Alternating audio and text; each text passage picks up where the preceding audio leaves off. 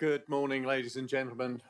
Welcome to the Development Management Committee of the 12th of March. Good to see everybody here. Just some housekeeping before we start the meeting. In case of a fire alarm, please exit the doors of the building and make your way to the far end of the car park. Toilets are outside the door on the left. Water is available outside the door on the right. Just a reminder, this is a public meeting. Members of the public are welcome to listen to the debate today, but unless registered as a speaker, you are not able to take part and speak. We are live webcasting today, so can I please remind members to use their microphones and remember to turn them off when not speaking. And also, can I ask everybody in the council chamber, please, to either switch off or silence their mobile phones so that we do not have any interruptions. And I'm just going to check mine as well, because that would be embarrassing if mine went off. Probably would. That is done. Just for those who have never attended before, in terms of how items are presented, the order for each application is as follows. The case officer, planning case officer, will present their report. The objector will speak, any supporter would then speak, any parish council representative would then speak, and then any district council ward member would speak. Members of the committee are able to question each speaker on points of clarity. At the conclusion of the debate on each application, the members will vote and come to a decision. I am Councillor Mark Long. I am Chairman of the Development Management Committee, and I would like to ask the officers at the top table to introduce themselves, please. Thank you, Chair. My name is Amelia Bolter. I'm the Senior Democratic Services Officer and Clerk to this committee. Thank you. Good morning. I'm Bernard Taylor. I'm Vice Chairman of this committee. Good morning, everyone. I'm David Fairbairn. I'm Head of Legal Services and the Council's Monitoring Officer. Good morning. Pat Weimer, Head of Development Management for the Council.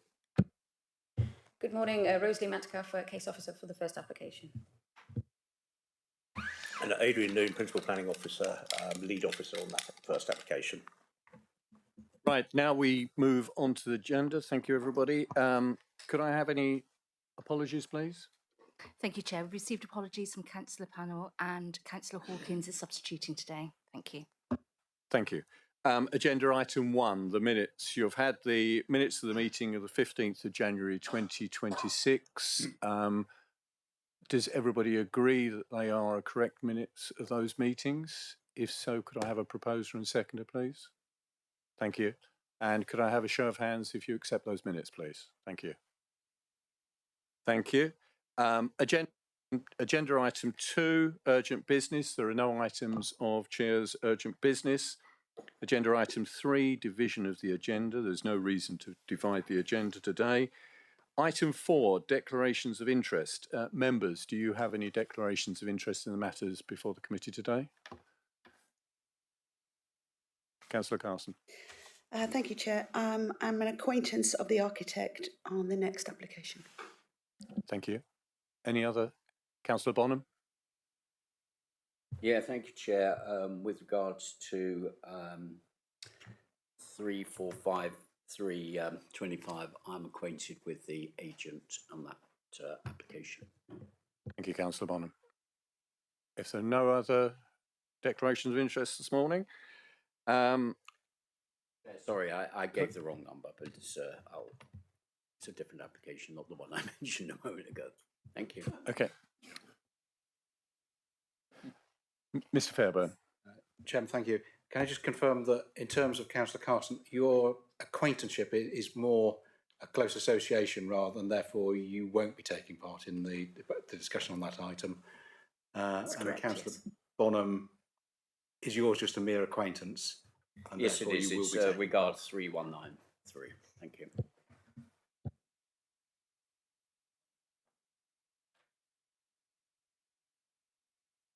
Thank you, Councillor Hodgson. Good to see you here.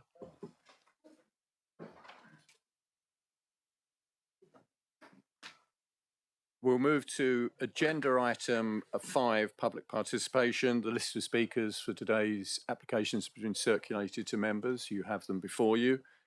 Now we will move to the standard point where Mr. Fairbairn will run through the making of decisions by members today. Thank you. Thank you, Chairman. For those members of the public and those listening in, who are not necessarily so familiar with decision making at planning committees.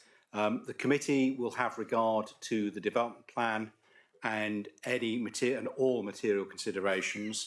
The development plan consists of the joint local plan and, where relevant, any neighbourhood plan that has been made. Material considerations are those considerations that are concerned with the use and development of land in the public interest. So no consideration or personal circumstances have limited role. And finally, the decision will be made in accordance with the development plan unless material considerations suggest otherwise. Thank you, Chairman. Thank you, Mr. Fairbairn. Right, we will now move on to agenda item 6, the planning applications before us today. Just to confirm to members that the agenda item 6A, 2634 25 HHO 25 Ridge Hill, Dartmouth, that application has been withdrawn from the agenda today. So members, we will not be discussing that today.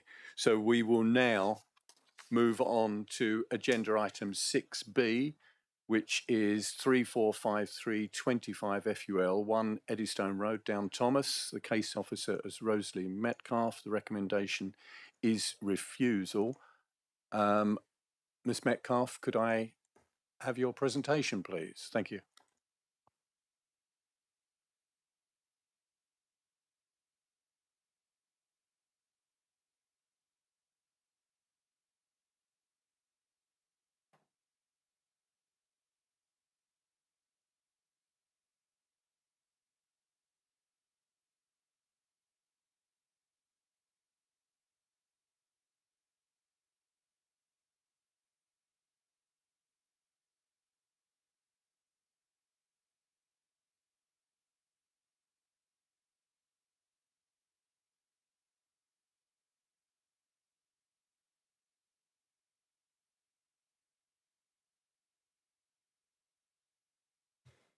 Good morning.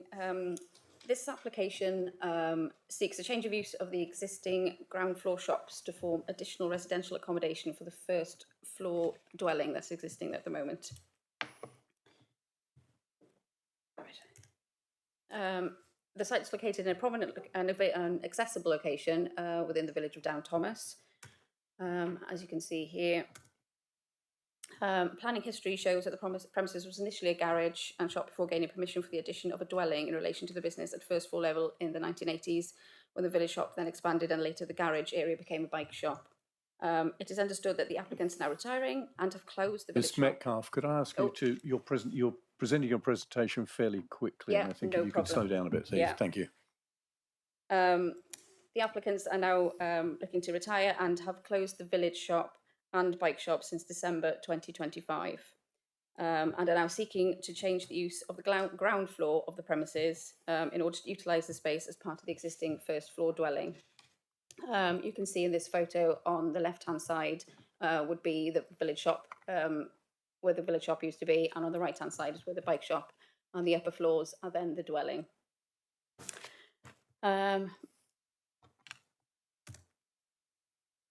And the dwelling can also be accessed from the rear of the property as well. Plans show that the only changes would be to the forecourt area where there's currently parking, and that would be reduced and replaced with a landscaped area to make a kind of domestic garden area. And as well, the openings on the on the ground floor, on the north elevation, which will reflect then the residential appearance of the proposed living spaces that they're proposing to replace the shop areas. The key issue here, and the only key issue, is the loss of a local convenience shop, for which the key policy to consider is DEV 18. This policy looks to resist the loss of facilities of local community importance unless justified with evidence of no significant harm to the level of service locally and no reasonable prospect of the businesses continuing. This would usually be demonstrated by showing that there are similar services nearby in the local vicinity, and that a minimum period, a 12-month period of appropriate marketing has occurred to determine no viable interest in the continuation of the existing business. With this application, no information was submitted with the application to address policy Dev 18 in any way. Therefore, there was no evidence to justify the loss of the community facility to meet the policy requirements, and the application was then subsequently recommended for refusal. Thank you. Thank you, Ms Metcalfe. Members, any questions of Ms Metcalfe? Councillor Bonham. Yeah, thank you, Ms Metcalfe. Just a very small point regarding the proposed plan. You went through it quite fast, but as far as I could see, the physical change is putting a garage door on the right-hand side, which I think is the bike shop part of it. Is that correct? And so, in terms of physical change, presumably we may not have any objection to that specific aspect. I'm not talking about the whole application, but I'm talking about that specific aspect of it. Is that correct? That's correct, yes. There's no kind of objection to the design of it at all, yeah. There's no objection to the design? No. Okay, thank you very much. Councillor Taylor. Yeah, thanks. Have we any evidence of the marketing of this as a going concern? No, no evidence at all. There was a policy Dev 18 was not addressed in the submission documents. Councillor Rake.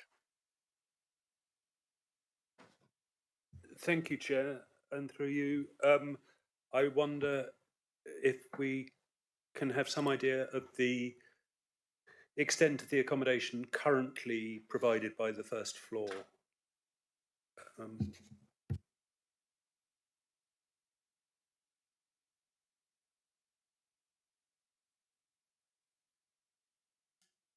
Well, we can look that up if you want to see that. Thank you. I think yeah. it would be useful Okay. in considering this in the round.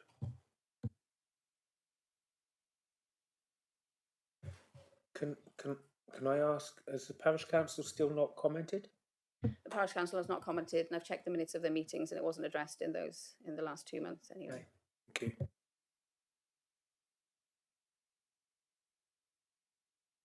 While we're waiting for the additional plans to come along, I'll take other questions.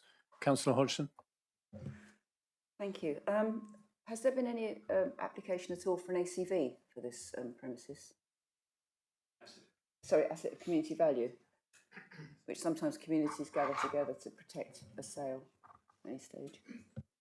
Not as far as we know, no. Councillor Abbott. Thank you. So please remind me, how, in wanting to protect a place for retail, we wouldn't necessarily be trying to protect a cycle shop for the future. It would be the store element, and the store element, and I'll get there to the question mark in a minute, and the store element would be the part that's now glazed with apparently down stores, living room type windows. And how long has that been closed?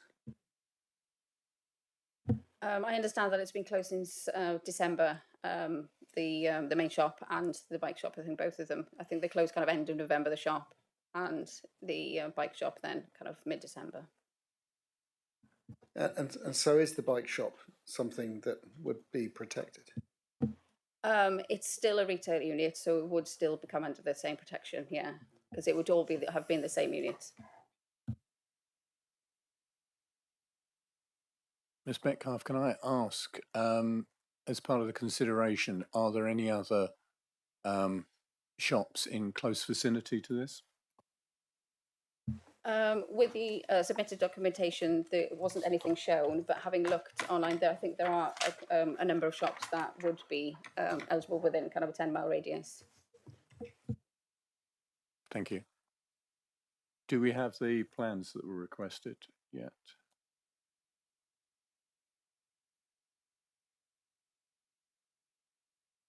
Councillor Bonham.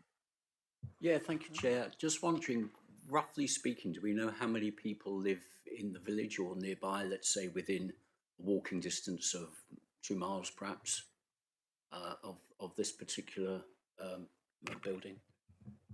We don't have that information to hand, Councillor. Councillor Abbott. Is the telephone box still in use as a going concern, and will access still be provided? Sorry, Councillor, I missed the start of the question. The telephone box in red on the photograph, is it still a used telephone box, and will it still be accessible? I don't know. Well, having looked at it, it wasn't a usable telephone box. No, yeah, it was just and I think it's staying in situ. Yeah. Sorry, Councillor Nix. I was just going to say I could answer that question if that's Please do. suitable.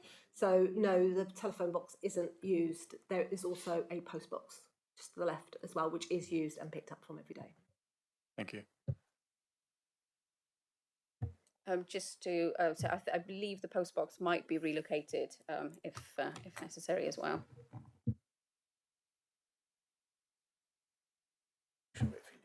Okay. Yes, we've got the upper dwelling plans here, and it's a 3-bedroom dwelling with a living room, a dining room, a music room, a snug, and 2 bathrooms. And downstairs there will be an extension then for the living room, and then the bike shop is going to be a garage, and then there's just a lobby area in the centre and a storeroom. So they're actually gaining an extra living space. Thank you, Ms. Metcalfe. Councillor Allen. Thank you, Chair.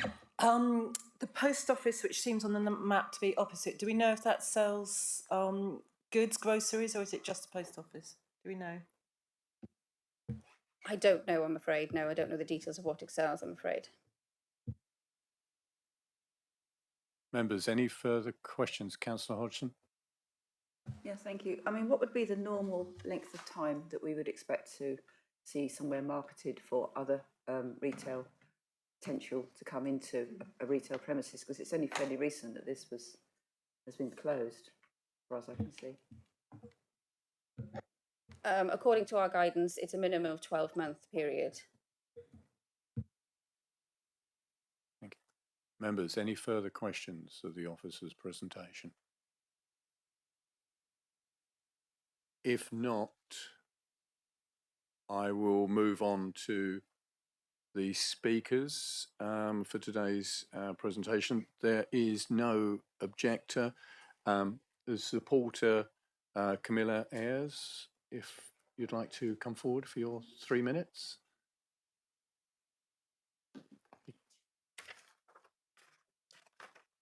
If you can make sure you use your microphone. Thank you. My name is Camilla Ayres, and I'm speaking today on behalf of the applicants in support of this application. The owners of the property have operated this small commercial space in service to the local community for approximately 50 years. They now wish to retire, wind up the business, and close the commercial unit so the space can be reintegrated into the main dwelling and converted into a ground floor living accommodation. Quite simply, the owners no longer wish to operate, manage, or rent out the commercial premises beneath them, as this is part of their home. After many years of serving the community, they are seeking a quieter retirement without ongoing activity and disruption associated with an active commercial space directly below their residence. The space has therefore not been marketed commercially because the owners have no intention of renting it out. Advertising the premises for commercial rent would be contrary to their clear intention to retire and would unnecessarily raise expectation for potential business tenants. It's also important to note the proposal is not driven by development gain. There is no intention to create a separate dwelling or to benefit from any commercial redevelopment. The intention is simply to return the space into their existing home. The applicants would be entirely comfortable with any planning condition that prevents the subdivision or for future planning gain. In practical terms as well, the space is not suited to operate as an independent commercial unit. There are no welfare facilities, no kitchen or bathroom, and no independent running water in the current commercial space. There is also no drainage on the ground floor, meaning that installing such facilities would not be feasible. The premises are therefore realistically suited only for owner-occupier use, rather than for letting as an independent commercial unit. These services are currently only available through the dwelling above, and creating independent infrastructure would require significant and disproportionate cost. There's been no local objections to this proposal, and there's been no objections from the parish. The application therefore reflects the views of the local community. In terms of local services, as I know you discussed, the closure of Down Thomas Village stores still leaves Wembury stores operating within the parish of Wembury, not even 2 miles away. Furthermore, within a 10-mile radius of the application site, there are many retail and convenience facilities available to residents, including the wider retail offering of Plymouth City Centre. A 10-mile radius therefore provides access to a substantial number of shops and services, meaning the proposal does not conflict with the planning policy regarding availability of local amenities. Additionally, the recent closure of the Down Thomas stores has created the opportunity for a new farm shop to open within 30 metres of this application site, which will help meet the local community needs. Ms Ayres, can I ask you to wind up? You have your 3 minutes. Yeah, in Thank you. summary, this application represents a modest and reasonable proposal. It allows the long-standing business owners to retire after many years of service to the community, while returning a redundant commercial space to the family home. For these reasons, I respectfully ask the committee to support the application. Ms Ayres. Thank you. Councillors, any questions? Councillor Rake. Thank you. Morning, Ms Ayres.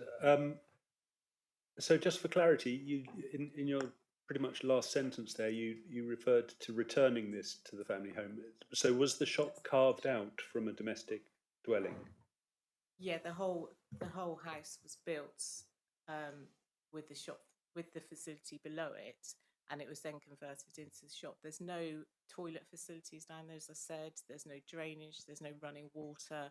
It simply is 2 rooms, basically, which were made into the shop facilities. And it was in the unconverted condition that the applicants acquired it. I believe the house was built by the previous, the mother and father of the current applicants, who also ran the village shop before the current applicant.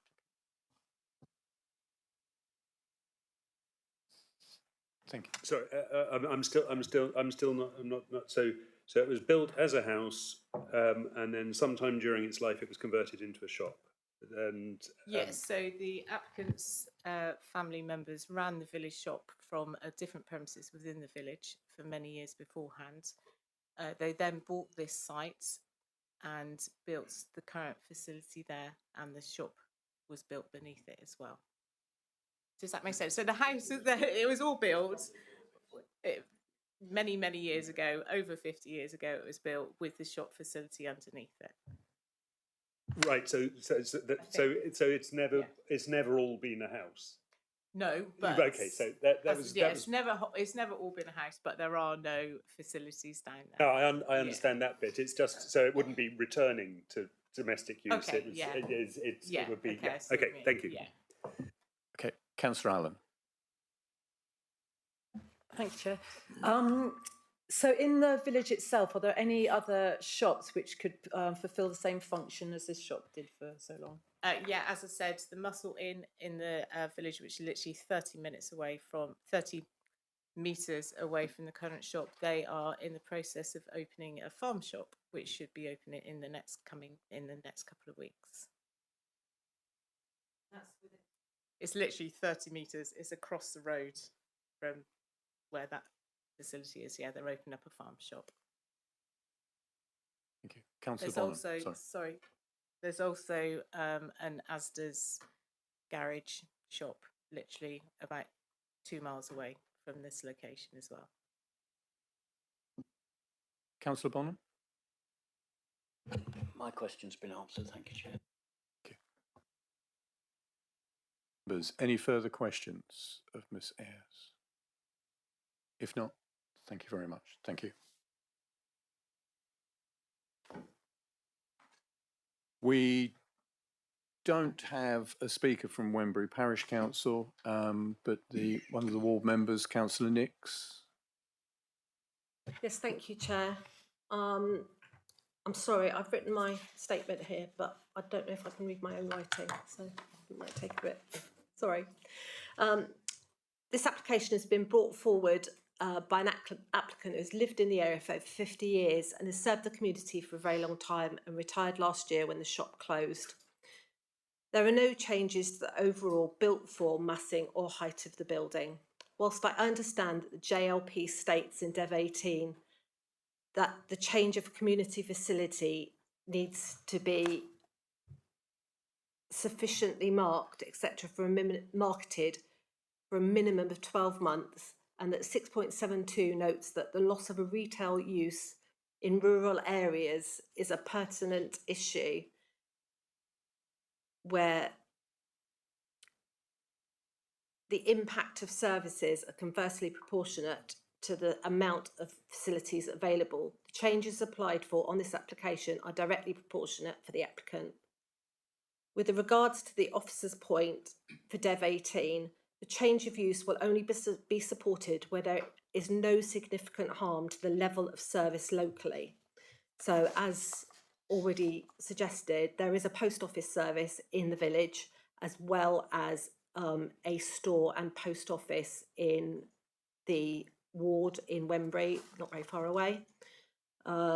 You've got areas of Plymstock, Elberton and Brixton, which all have facilities, pubs, shops, post offices, and local businesses, as well as national providers. There is also an Asda Express, one stop in the local area, and within a few weeks, as already said, a farm shop will be opening literally just across the road. The officer notes that development accords with Dev 16, 20, 25 and 1 and 2. The proposal would also not impact the existing highways arrangements as well. So on balance, the applicants have served... Councillor Nix, yes, sorry. You're making a statement and it sounds as though you may have predetermined. No, I haven't. I can assure you I haven't predetermined. Thank you. I'm listening to what's being said. Thank you. Thank you. So on balance, the only point that's been raised is the marketing on this process, whereas we haven't got any, there doesn't seem to be any serious loss in facility. So I think this is definitely a balance on the work that needs to be done for this application. Thank you very much. Thank you, Councillor Nix. Members, any questions of Councillor Nix? Councillor Hodgson. So we've just heard about the pub around the corner opening up a farm shop.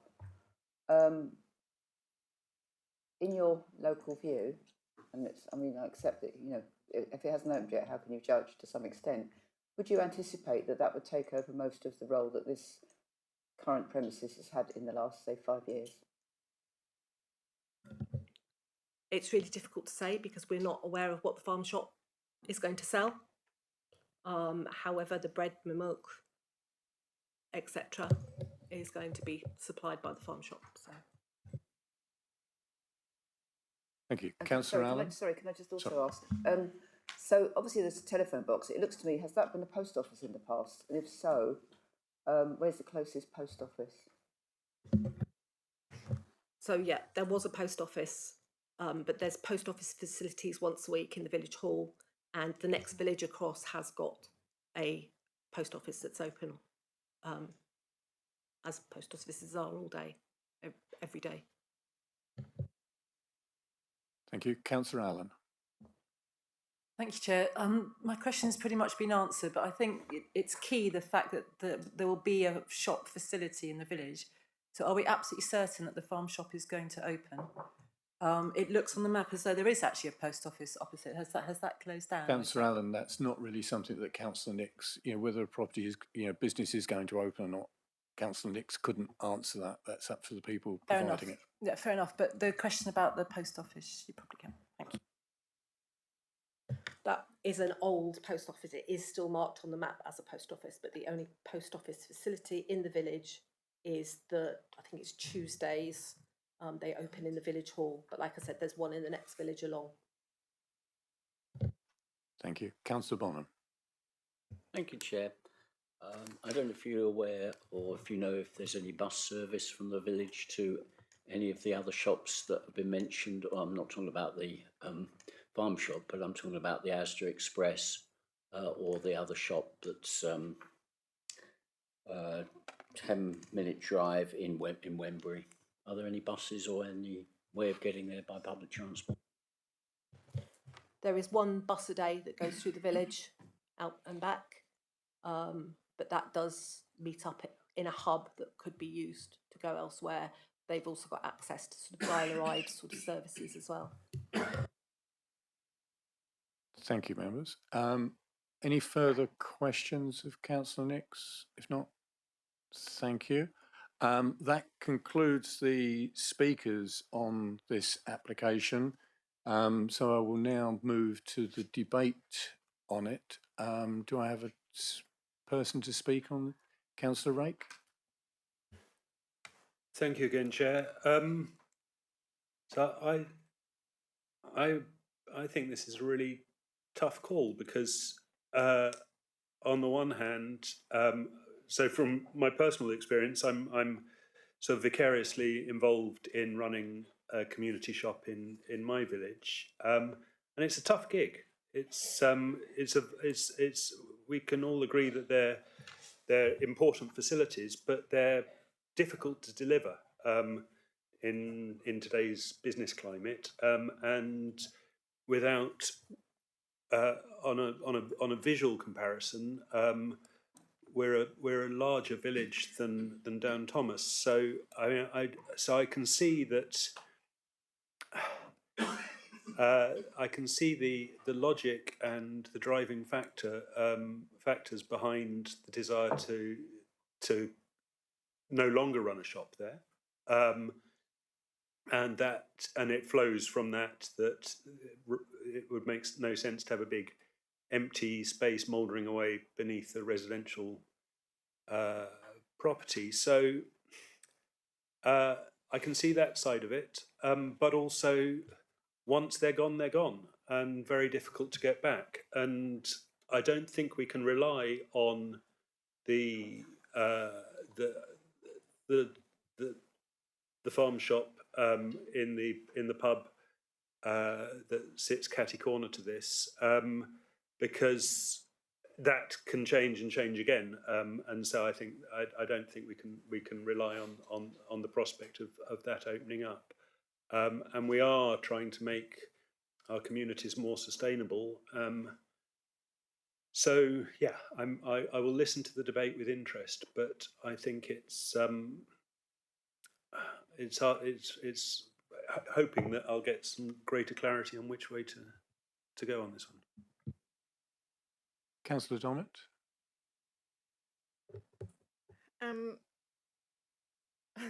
I find my concern less with losing the retail and more with this being the size of 3 houses and being used for 1.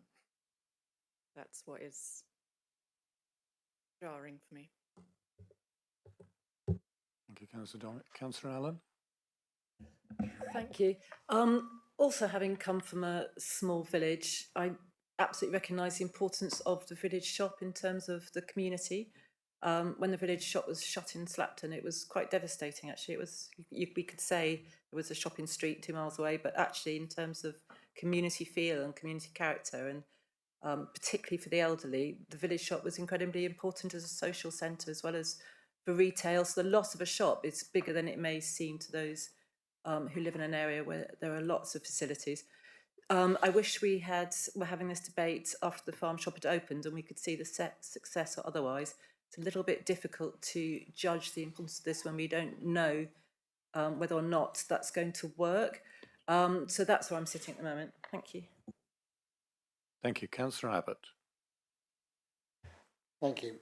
Okay, so the sole reason for his refusal so far is on the prospect of having such a service within the village.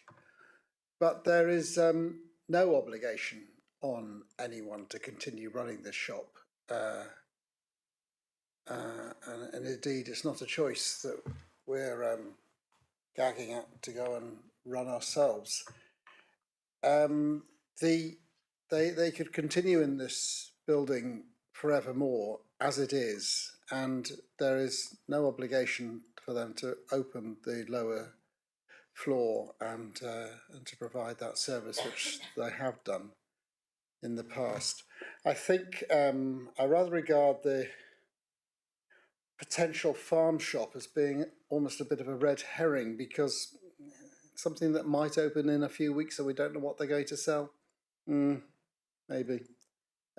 But actually, the reality of life in the village presumably means that if you need a pint of milk, you drive out to the whatever it was, Asda, or a little further away. So, I mean, our lifestyle has changed, especially for the rural communities, over the years, and it is not what it was, but without an obligation, and no, they are not obliged to sell. It is their property. I find it a bit oppressive, possibly, to make a judgment that I would come down and say that it cannot be preserved, that it must be preserved as a shop. What we're saying is that they must move on. They don't ever have to open that lower floor. So I'm sort of wavering that way at the moment. That's all. Sorry to burble. Thank you, Councillor Abbott. Councillor Taylor. Yes, thank you. I think village shops find it very difficult now to make a living because we've moved into a different world, home deliveries. So where the nearest shop is slightly immaterial at the moment, because all they get on the phone and then people arrive at the doorstep, unload it, and it's done. So I don't think the relevance really is for a village shop anymore like it used to be.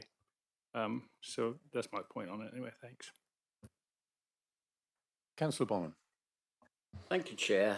Yeah, I do have sympathy for the applicants. I think it's quite a difficult situation when they want to retire, they don't want to run the shop, and they want the whole building for their own home. And there is a lot of merit in that part of the application. But I also have to say I feel some sympathy for the rest of the village who perhaps don't want to drive, or maybe can't drive, or don't have a car to get to the 6 or 10 minute journey to Asda or Wembury. And maybe the bus service isn't that great. It doesn't sound like it's really very ideal. So I think there doesn't seem to me to be any argument or material consideration why we shouldn't be taking full account of Dev 18, which is pretty clear.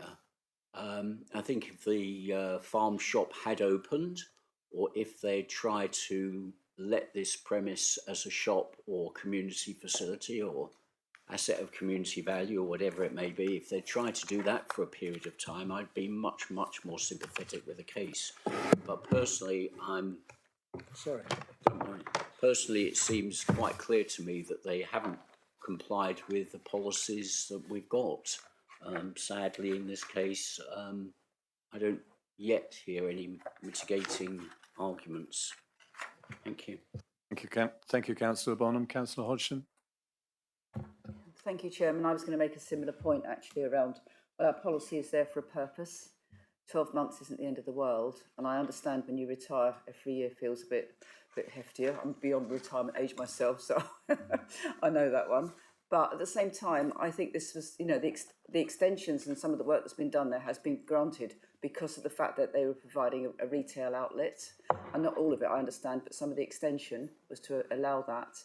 You know, looking at the planning history in the last 40 years. So, as Councillor Bonham says, I have a lot of sympathy as well, because it's not an easy choice sometimes to make. But this is a large premises, and there could be another way to kind of make the best use of this site to have some private housing, and at the same time maybe leave part of it for retail that could be leased out without any sort of obligation. I understand the issue about facilities, but facilities aren't impossible to install. I'm sure they've got, you know, ways that this can happen. We see them all the time coming through planning, having additional facilities added into a building. And I would say we should just stick to the policy. And if in 12 months' time the farm shop has thrived and they're still in the same position, then that's maybe it could be reviewed at that point with that light. Thank you, Councillor Hodgson. Councillor Allen. Thank you. Yes, I agree. This is a particularly difficult one because in other circumstances, if the family hadn't built this property themselves, it would be a question of a family moving into an existing shop and changing it, which obviously we want to discourage. But this is made more complicated because they're the ones who provided the shop in the first place. That's what I'm slightly struggling with.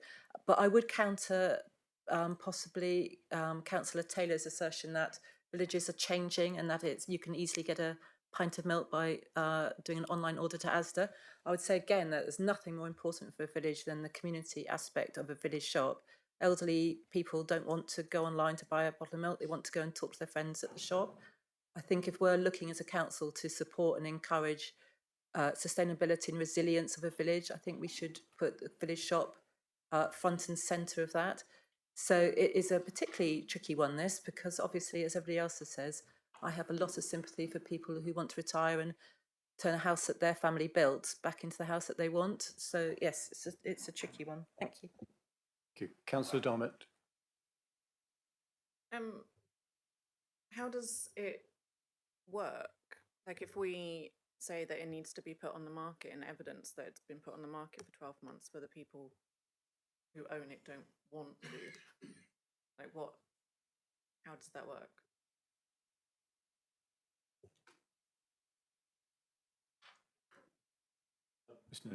I think, well, what we would expect on something like this is a report from the agents that they market it with to explain the interest.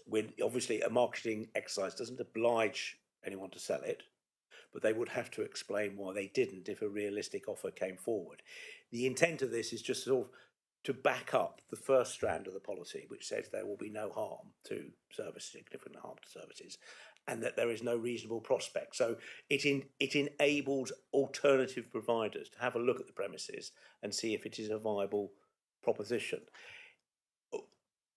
Here, we don't know what that is. We're not the marketing experts. A marketing report from an appropriate agent would hopefully tie those loose ends off. We're not saying we fully expect someone to come forward and buy it, but we're saying someone should be afforded the opportunity to comply, and that is what is necessary to comply with the policy. And there's also the option to explore leases. It's market testing to see if there's an appetite to take it on. Thank you. I've other speakers. I've just wanted to make a sort of a comment myself. We have a policy. There's no evidence come forward, and I can understand the personal circumstances that has been put forward, but there's also no evidence of viability, and I can understand there are times when people can work and work and work in this type of shop and actually not make a living, and they're just there's no evidence in my mind that's coming forward to sort of counter the policy that the officers are saying, and that's my concern. If there has been indicated some evidence come forward that there was no interest in it and it could not be run viably for it, I think as a shop, as a business, I think that's the evidence, but there's nothing there in my mind from it. We have Councillor Dommett, have you got a question? I was just confused by your comment. Are you saying the evidence of the shop being there for the past few decades is not evidence of it being a viable shop? I think it's the current viability, because we say circumstances have changed. What I'm saying is circumstances do change, and I've run a small business like that and seen the viability decrease because of the circumstances in the area change and things like that. And it does and can make it difficult to. But isn't that equally your guess? Like, we don't have evidence to say whether it was going well or not going well. No, that's what I'm saying. There is no evidence. If the evidence had been presented, I'd feel more comfortable looking at this. But there is no evidence to to go contrary to the policy. Yeah. That's my argument. Councillor Hawkins. I share the chairman's concerns. I think it would have helped, perhaps, if you had, or the applicant had, tried to sell the property maybe this time last year. And well, I'm also a retailer, so I know how difficult it is at the present moment in the current system. If you had known that you were going to retire, I think it would have helped to have actually given the council the opportunity to see whether you could have sold it or not. And I understand, I've looked at the village on Google Maps and I've seen where Wembury is. I would think it is very, very, very difficult to make a living there, I would think, in 2025. When you built it in probably the 1970s, it was probably a thriving business, and you'd probably take an awful lot of money in those days. But I think it'd be more difficult now. So I think it is difficult, and I think it's something that councils have to look at these policies, because there has to be realism that what businesses were viable even 10 years ago, and compared to what they are now, is a totally different world. You could probably sit in that shop for hours and not see a customer. So that's my experience as a retailer in where I live, where I work in Paignton. I do share your concerns, and I would have hoped that perhaps that would have been a way forward. I think perhaps even if you'd given your accounts to the council to actually show, well, you laugh, but it is a way of actually helping your case. Miss Ayres, you cannot come in. It is a way of helping your case, and I'm trying to decide on what is the best to vote on. But it looks like it's a small community. You've got Wembury next door. The world has changed. In 2026, we all see it. The Waitrose van, the Asda van, the Sainsbury's van that comes in to our villages, delivers, and then goes out. And we are in a different world in 2026. And it'd be interesting to know when this policy was actually made. Thank you.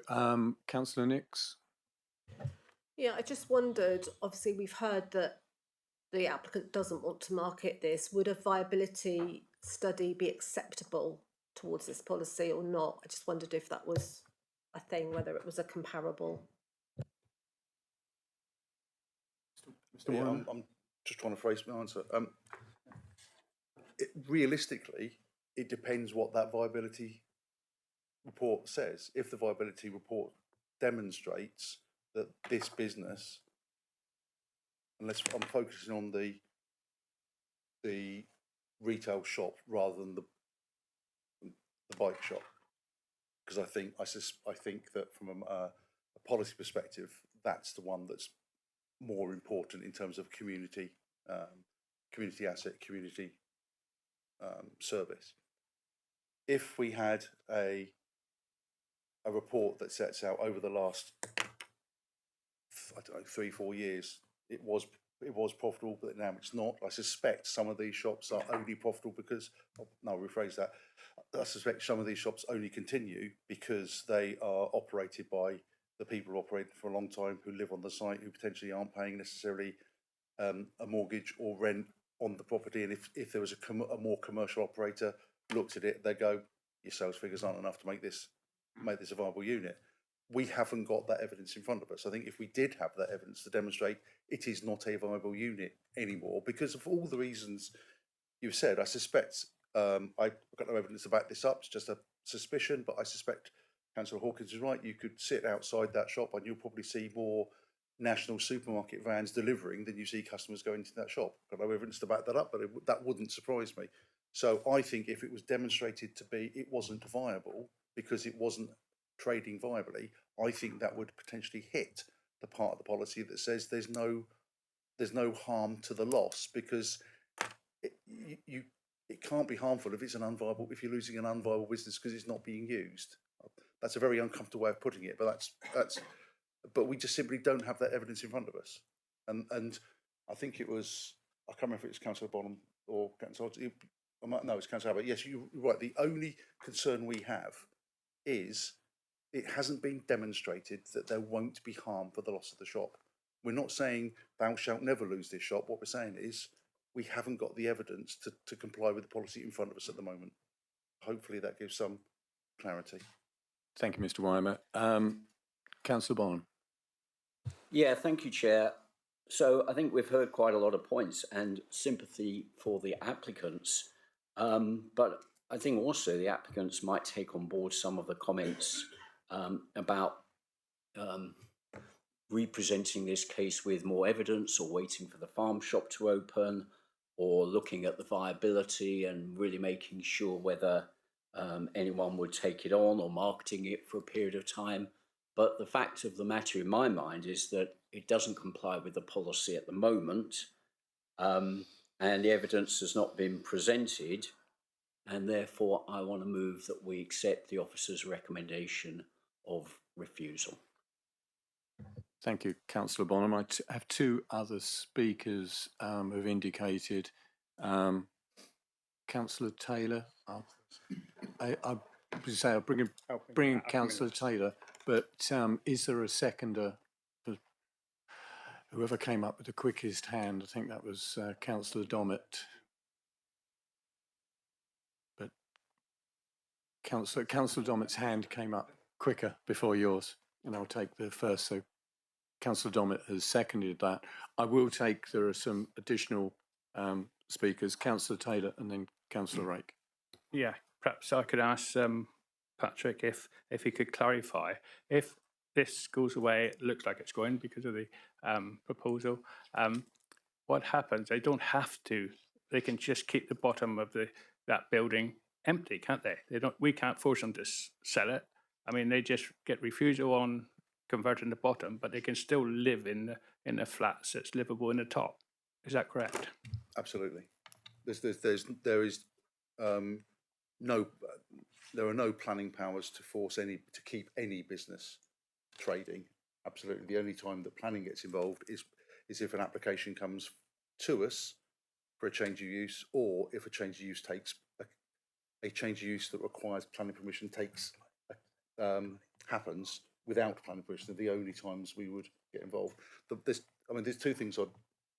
Firstly, it's not about the sale of the business. We're not saying you have to market this and you have to sell it, because I can absolutely see why they wouldn't want to split the ownership. But if there's an opportunity to lease it, and I think if it's a big if, I'm not prejudging it, but if the application is refused, then I'll be quite happy to ask Mr. Noon to have a conversation with the applicants to sit down and work out what is a way forward, what level of evidence do we need, and see if we can progress this forward for them. Thank you, Mr. Weimer. Councillor Rake.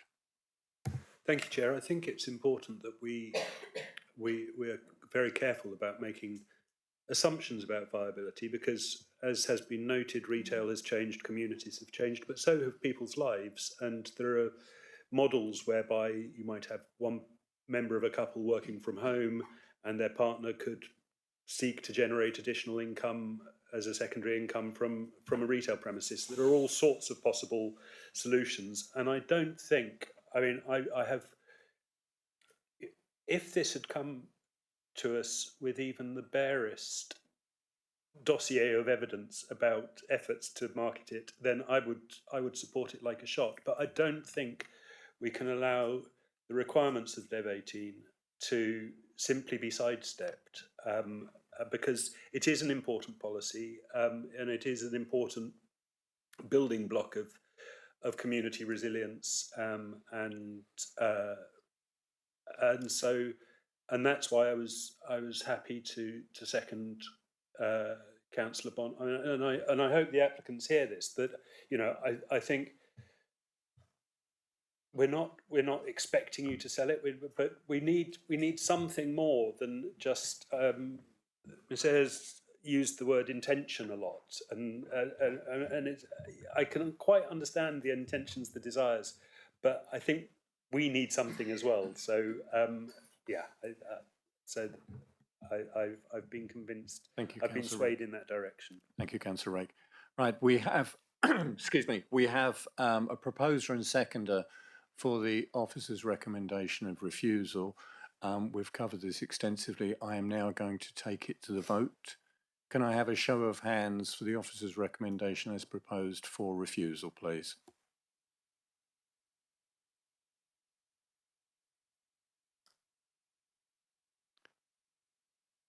Can I have a show of hands, please, for those against? And any abstentions?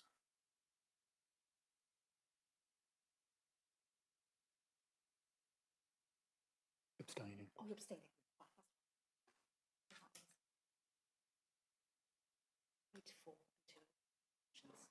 That is 8 for and 2 abstentions, so therefore that application is refused as per the officer's recommendation. Thank you, members, and thank you for those members of the public who were here and the applicants. Thank you. And thank the officers for their presentations as well.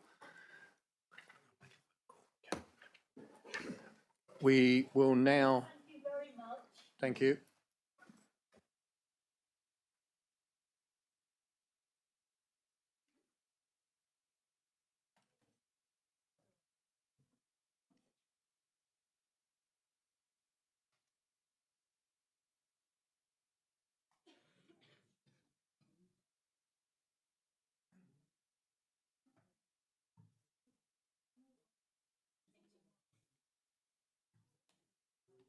Members, we will be moving on to agenda item 6C. In a minute, we'll just wait for the officer to set up for the presentation. Thank you.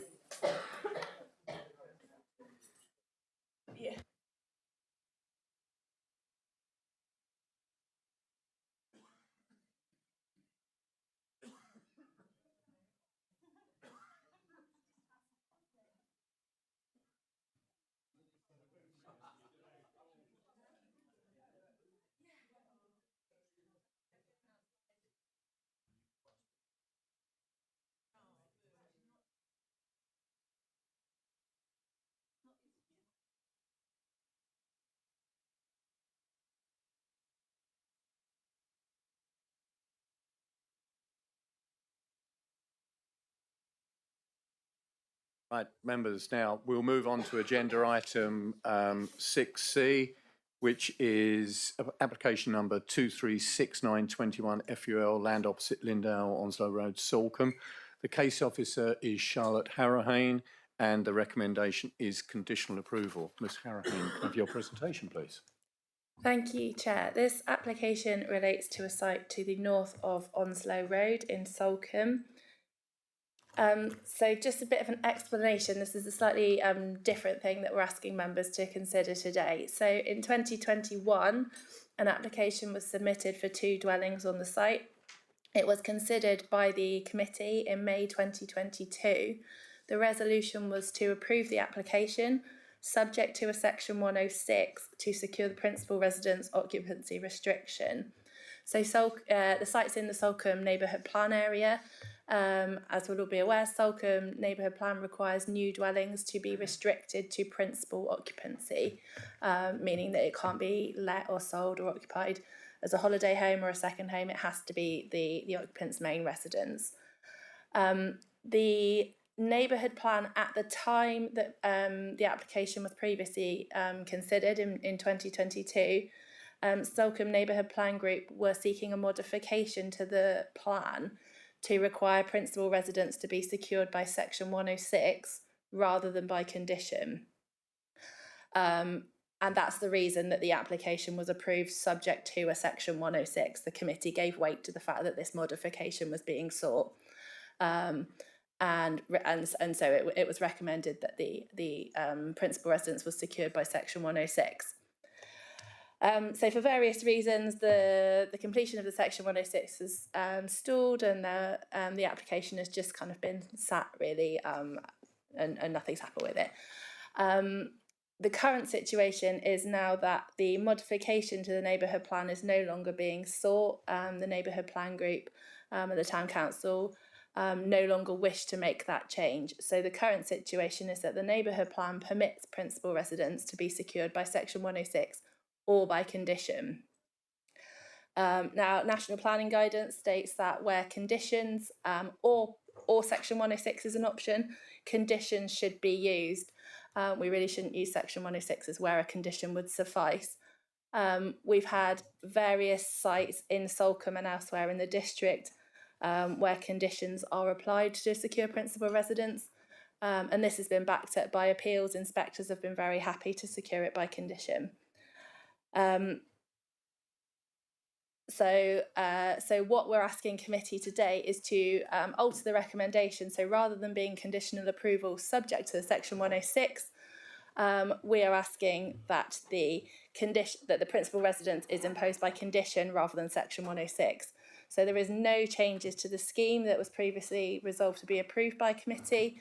All the other conditions, everything else about the application is exactly the same. We're just asking that the resolution is amended to remove the requirement for a section 106. That's it, thank you. Thank you, Ms Harrahane. Any questions? Councillor Taylor. Yeah, are you actually sort of happy with the outcome of this on the 106 being replaced? And is that okay within what you want to do? Yeah, that's it. It's actually better aligns with guidance and is a lot easier than getting a 106 done. Yeah. Okay, thanks. Councillor Hodgson. Well, forgive me, Chair, but this is 4 years ago nearly that we set this with the 106. So has the 106 actually been up and running, and are we therefore sort of crashing the 106 and going ahead with a condition? Is the condition as strong as the 106 agreement? Because that's the thing. I mean, generally, when the planning conditions change, we change with the next policies that come along, the next applications. But we don't, we could be forever going back on all the things that we've said and sort of say, oh yeah, well, we'll just dilute that a bit or change that because, we could. I thought that was the general thing, that a line is drawn, new policy, new guidance, next decisions. But this is a decision that was already made, and as I say, 4 years ago. Has the development happened at all? No, because the section 106 was never finalised, the decision hasn't actually been issued yet, so it is still just a live planning application. A decision can't be issued till the 106 is completed. In terms of the strength of it, as I say, conditions have been found by inspectors. We've had a number of sites in Salcombe where inspectors have been very happy that it's done by condition. I know across the district we've got numerous neighbourhood plans that require principal residence. There's only one that requires it to be a 106. Cornwall's got over 50 that are all required to be by condition, not 106. So it's very well established that it can be secured by condition. It also does make it easier to enforce if we get any complaints about somebody breaching it. It's a lot easier to investigate a breach of condition than to have to try and enforce against a breach of a 106. And also, if I may, kind of asking the obvious, why is it taking 4 years to get a 106 still not actually completed? I think it's due to personal circumstances of the applicant that we won't go into in public forum. Okay, but I mean, it just seems that I just feel it's kind of a bit of a step that we can suddenly find ourselves exposed to a lot more. Oh, I didn't really like it being under 106. Can I change mine? It feels sometimes a bit of a slippery slope when I know we consider everything on its own merits and all that, of course we do. But, once we actually make a decision, people are thinking, oh, well, actually, mine didn't suit me so well. Maybe I can get mine modified. And, certainly the experience I've had in Dartington has been pretty all I'll over ask the place. Mr. Weimer to clarify on this. Thank you. There's a couple of things. I think I've always been quite comfortable, as Councillor Long will know, that principal residency in the same as holiday occupancy is the same as agricultural occupancy is by condition. There's been a couple of neighbourhood plans who have a slightly different view, and my recollection is that when this was going through, at that time, the Salcombe neighbourhood plan was trying to change their policy to go from the policy neighbourhood plan says condition or 106. They were trying to change it to take away condition, just say 106. And I think this application got caught up in those changes. That change didn't continue. The neighbourhood plan still says condition or 106. To my mind, there's absolutely no reason that this has to be a Section 106 agreement.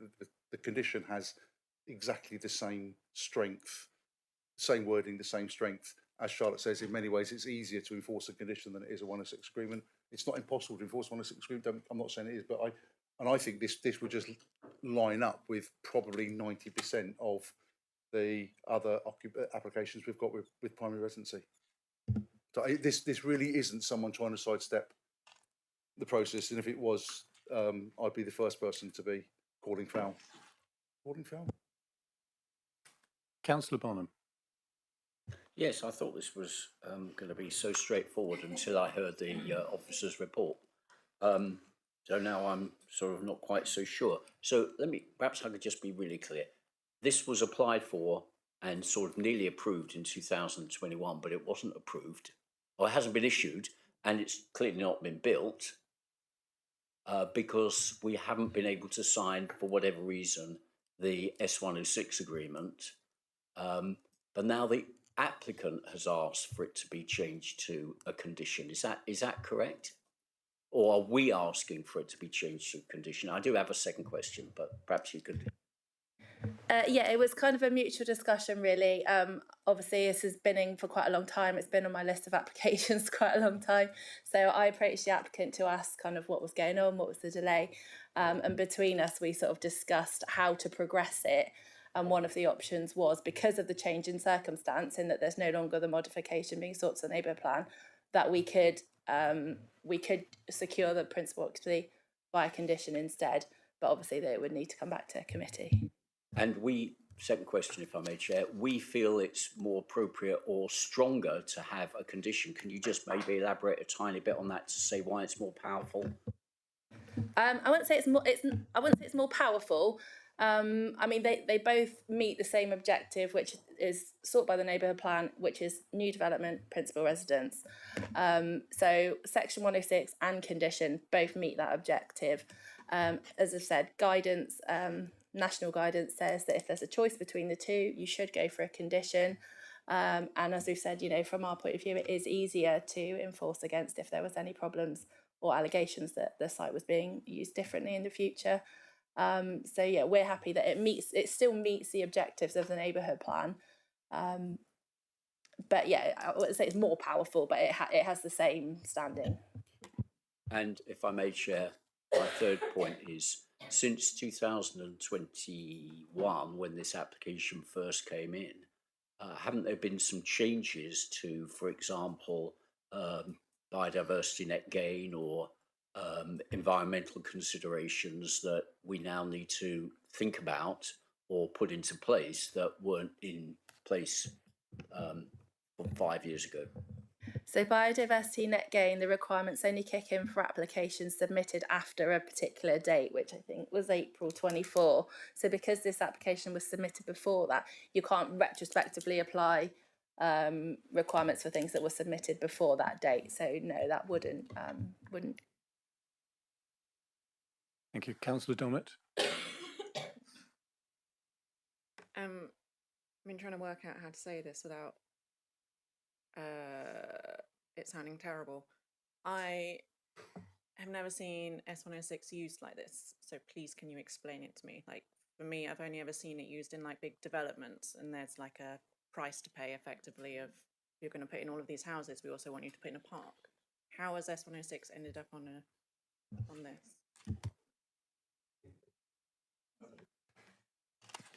In most cases, we wouldn't use a Section 106 for a primary residency, because, as Charlotte says, the guidance to us is quite clear. If something can be dealt with by condition, then it should be dealt with by condition. You shouldn't go through the legal obligation route.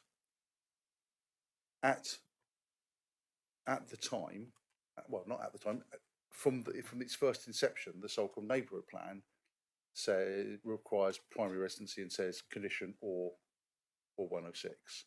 At the time this application was at committee, for those of you who are on committee remember it, was there was quite a bit of backwards and forwards, and because I'm pretty sure that the Salcombe neighbourhood plan at that time was seeking a modification to insist it was a legal agreement, members felt that it should be a legal agreement.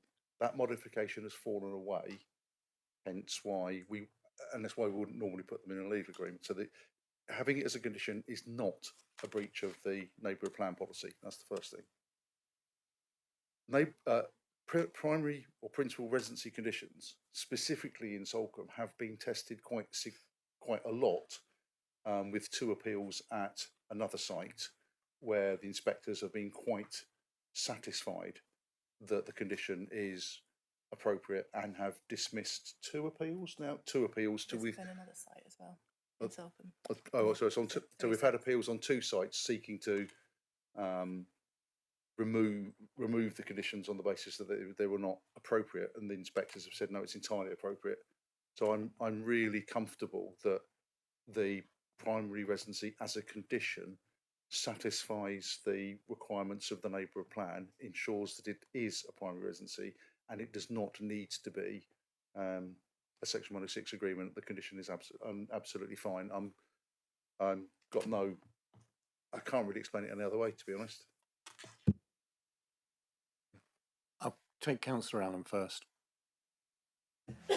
I think you've probably just answered my question, but just to double check. So in situations like this, you couldn't ask for another S106 agreement. You couldn't, because you've moved it from S106 to condition.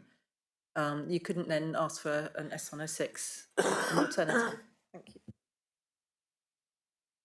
Okay, so this application has been approved some years ago, subject to a Section 106. That was the recommendation of the committee.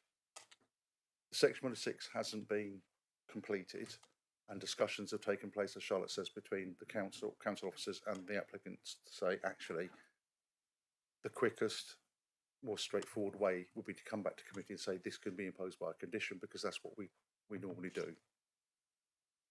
Members have got the ability to say, no, we're sticking to our original recommendation, and this application should be approved subject to a 106 for the primary residency and not a condition.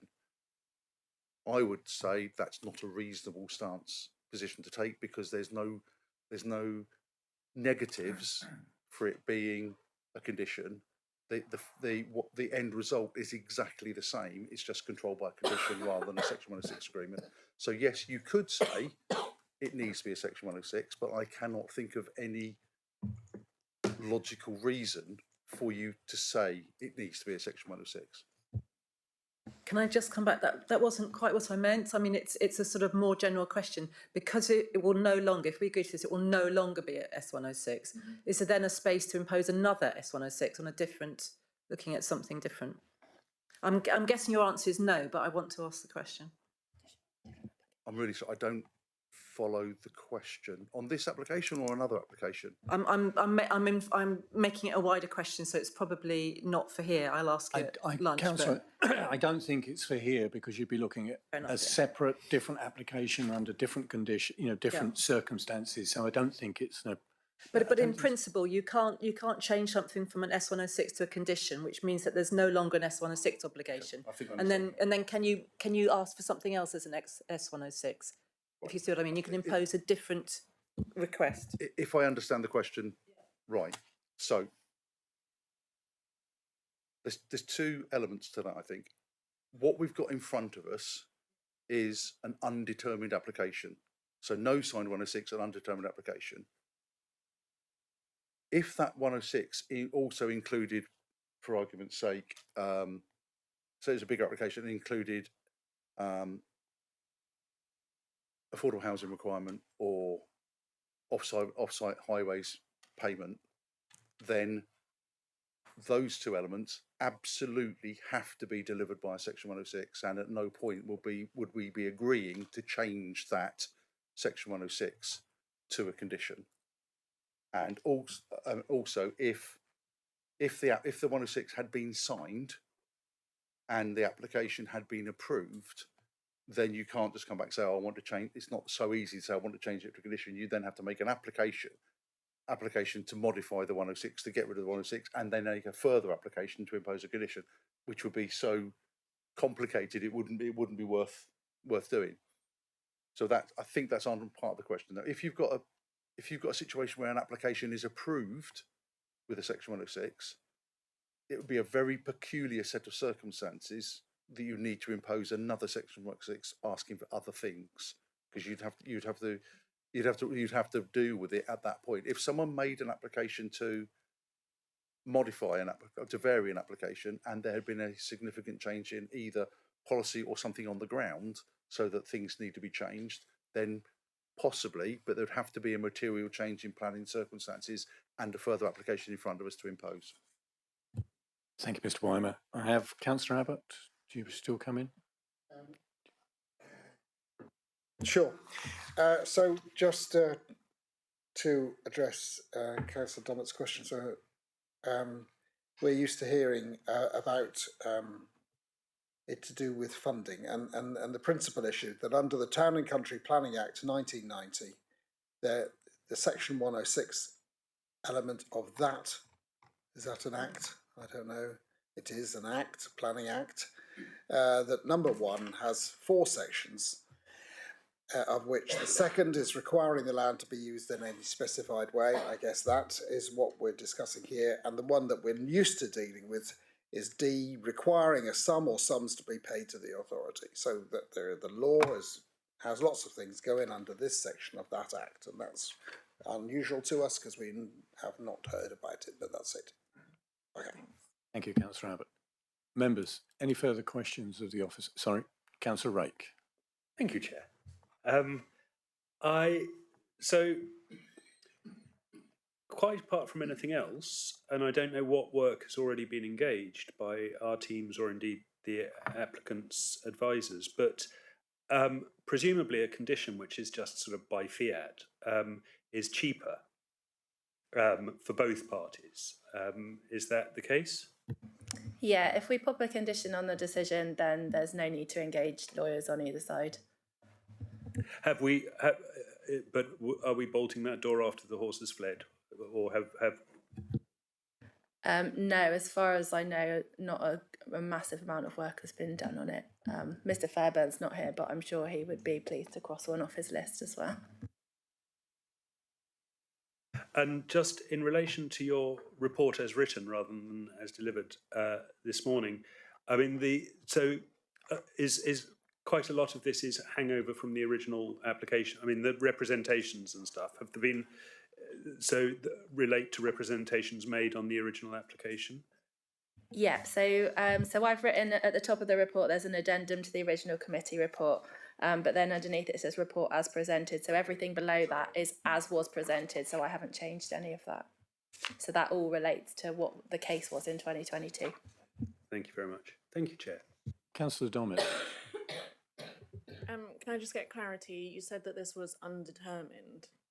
So are we looking at the plans for this site, or are we just looking at switching from a condition, from an S106 to a condition? No, we're not looking at any part of the schemes. That's already been resolved to be approved by the committee, and as I say, nothing has changed in that respect. It's just whether the committee is happy for principal residence to be a condition rather than a 106. And that's why it remains undetermined, just to get the final bit. Yeah, so it's undetermined because the 106 hasn't been completed. So whenever there's anything with a 106, the decision can't be issued until that 106 has been completed, because that's part of the decision. So it's basically just still on the undetermined list. If members go with officer recommendation and change it to a condition, then the decision can be issued sort of within a couple of days. Just as an addendum to that, an application remains undetermined until the decision notice is issued. So whatever the delay is for that decision. So just as a general point, if we had have received any further representations between the committee and the decision going out, we are obliged to take those decisions into account. Sorry, those representations into account. That's not the case here. We haven't had any. And in think it was Councillor Hodgson's point, which is Councillor Bonham's point about biodiversity net gain. If biodiversity net gain had said it takes effect of any decisions issued after the April date, then absolutely we would need to impose that on this application because it would have been a decision. And similarly, if there'd been a new local plan adopted that made a significant difference to that particular site, then we might have to revisit the decision. But there haven't been any material changes to this particular site. Mr. Warren. Yes, thank you. So, if this committee so wishes, could we add an additional condition that the current biodiversity net gain provisions should apply in this case? I would suggest that would be an unreasonable condition because the biodiversity net gain is a national scheme that sets out that it applies to applications made after a certain date. And technically, we shouldn't even put a condition on. It's a national, almost invisible condition. So I suppose, yes, the answer is yes, you can, but I would suggest it would be unreasonable and not meet the tests of a condition. Thank you. Members, any further questions of the officer on the presentation? If not, I'll move on to any speakers. There's no objector to this. There is a statement to be read out. Yeah, excuse me, Mr. Payne is here, but he's asked for his statement to be read out by the clerk to the committee. So if you could please read that out. Thank you. Thank you, Chair. This is a statement from Martin Payne. First and foremost, thank you for taking the time to reconsidering this matter today. We all acknowledge this proposal has taken a great deal of time to reach this stage. We, the applicants, fully accept the principal residency requirement as proposed in the original approval, and we do not dispute the requirement to comply with South Hams District Council's policy on this matter. Further, we are not proposing any changes to the plan as previously agreed by this committee. The single issue we ask you to reconsider is the mechanism by which the principal residency requirement is secured.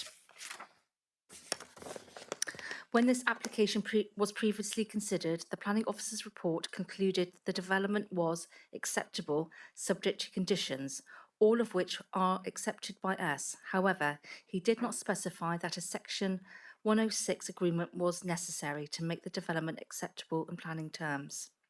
We agree with the planning officer in this respect, in that the principal residency can be secured with defined planning conditions, which will lawfully restrict and enforce occupation to a principal residence. As such, there is no statutory requirement that this requirement must be secured via a legal agreement. Under Regulation 122 of the Community Infrastructure Levy Regulations 2010, a planning obligation can only be required where it is necessary. The plan is for a two-dwelling scheme, and we fully accept the principal residency requirement. The only issue for your consideration is the proportionality of the mechanism. If a planning condition can secure compliance, and we believe it can, then a Section 106 does not meet the statutory necessity test. The question we'd like the committee to address is straightforward. Is a Section 106 generally necessary, or can a properly drafted planning condition achieve the same outcome? The committee is respectfully invited to confirm approval of this plan without recourse to a Section 106, but instead subject to appropriately worded conditions. For the committee's information, we'd like to record that the court found in our favour with a boundary dispute. Thank you for your consideration of this matter. Thank you. Excuse me. Thank you for that statement.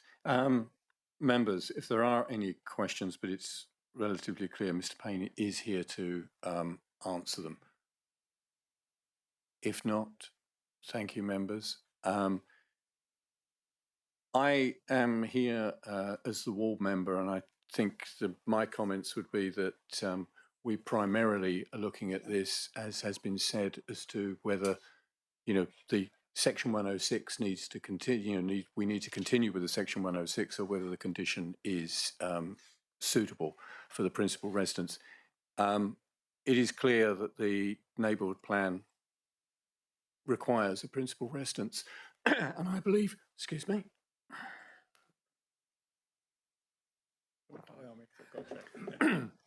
Everybody seems to be coughing today.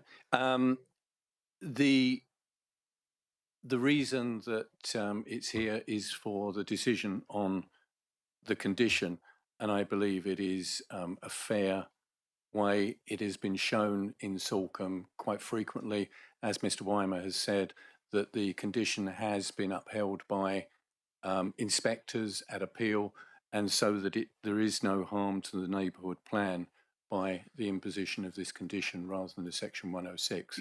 And I ask members to give that due consideration in the debate on this. Thank you, members.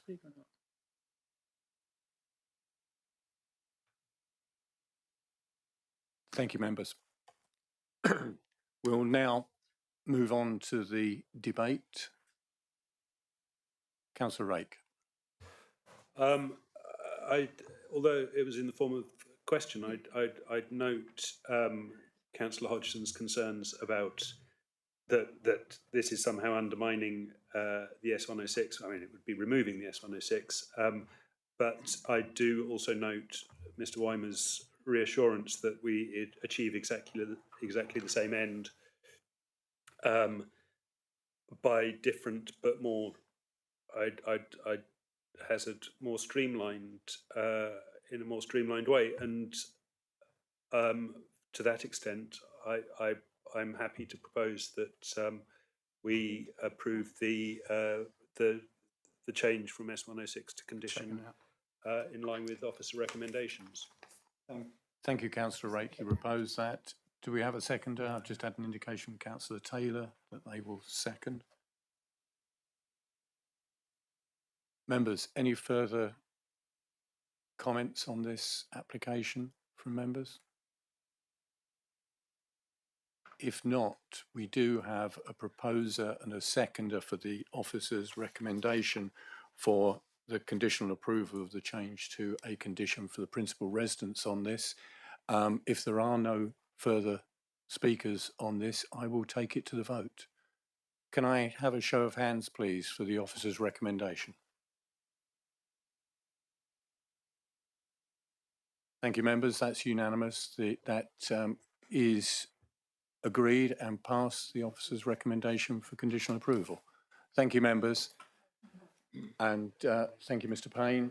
And thank you, Ms. Harahane. Looking at the time, members, we will move on.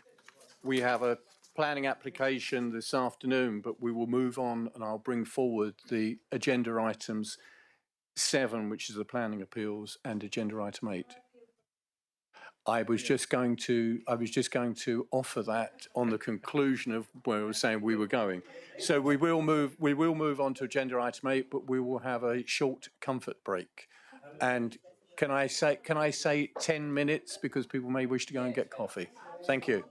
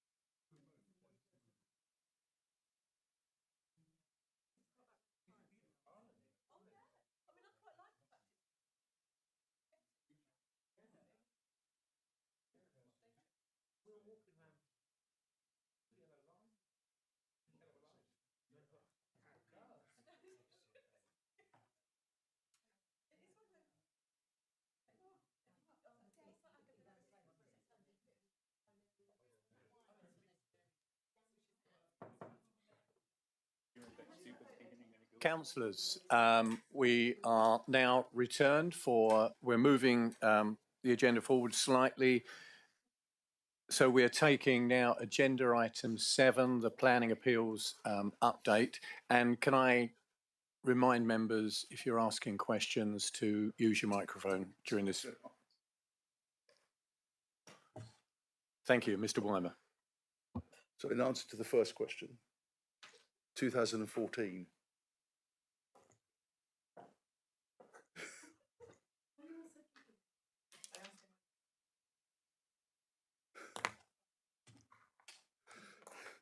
Let's now, start.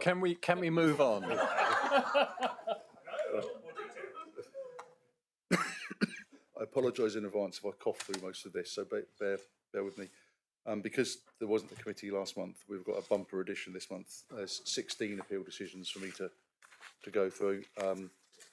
I have gone through all of them. I perhaps haven't not going into significant detail in all of them, but I think I've hit the salient points. This is a PIP application, so permission in principle at Lee Moor. I've actually been to this site, and I think this is a really interesting appeal decision. So, planning in principle application came in for 6 to 9 dwellings, and this is on the southern edge of Lee Moor. So all we've got is a location plan. So the inspector quite helpfully goes through what a PIP does. So it's an alternative way to get permission for housing-led development. There's 2 stages. The first stage is whether the site is suitable in principle. And then the second stage is technical details. This application was stage 1. So the scope is limited to location, land use, and amount. We had 2 reasons for refusal. One was to do with location. We felt it was outside of the village. And the second was, you can clearly see where the access is, I suppose that's the top right-hand side where the red line comes to the road.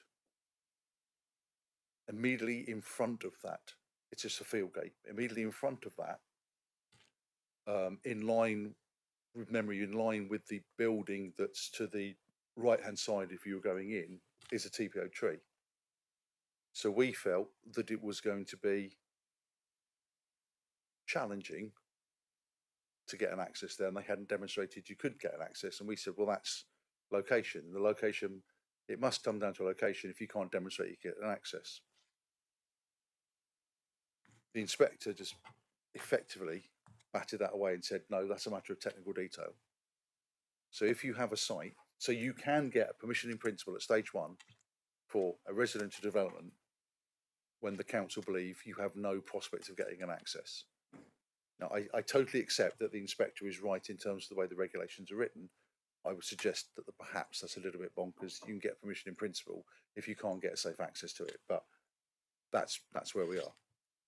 So in terms of location, the inspector considered Lee Mill, well, not, the joint local plan considers Lee Mill as a sustainable village, and therefore the key issue is whether the site was in or out of the village.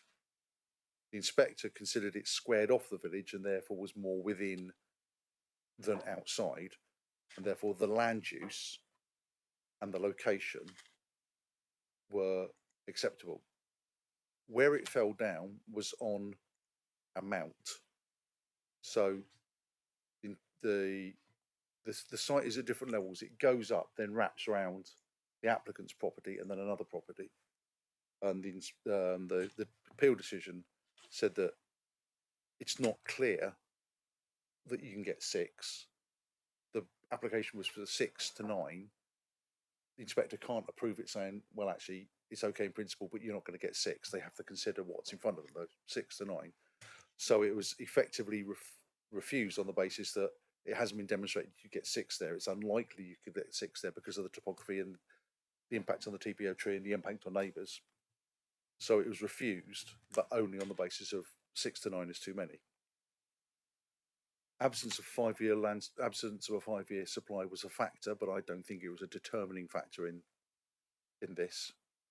The other element that was quite interesting is we had been insisting that it needed unilateral undertaking because it's within the Tamar Valley EMS zone.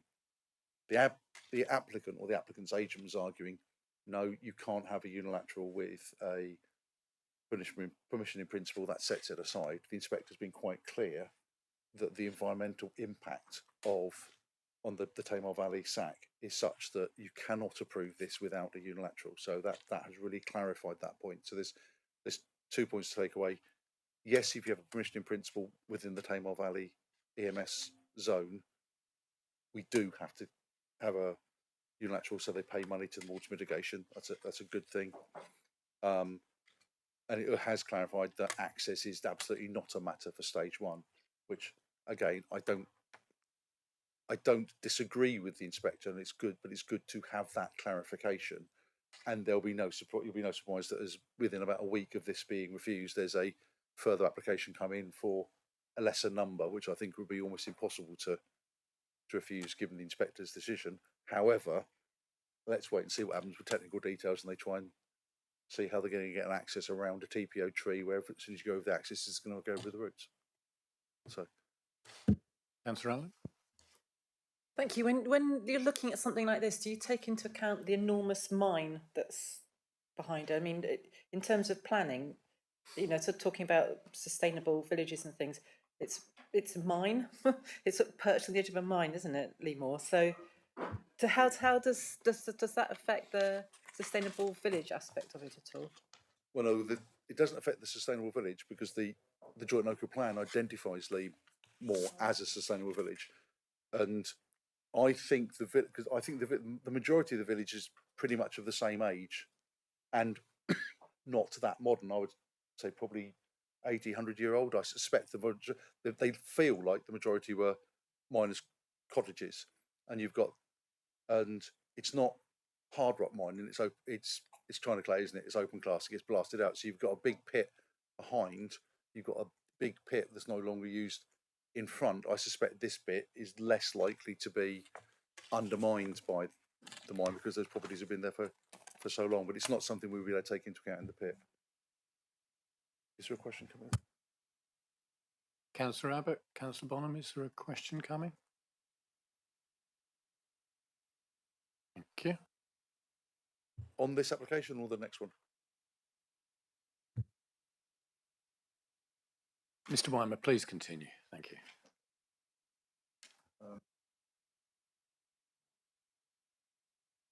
Councillor Carson, sorry. On this application, the houses that are there already, were they there before the tree with the TPO, or how did they get there?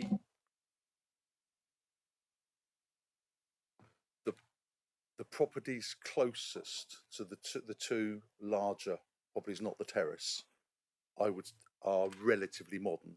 So I would say the tree definitely predates those. I don't think I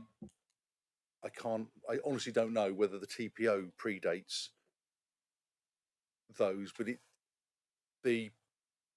again, from memory, the building at the front that's close to the TPO, that's been there for some time. That's not a modern building. I think that's an old sort of stone slate barn, so I think that's been there for some time.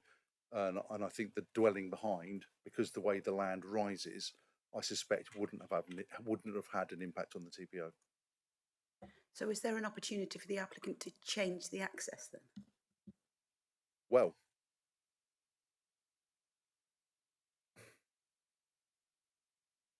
the lane gets, the further south you go,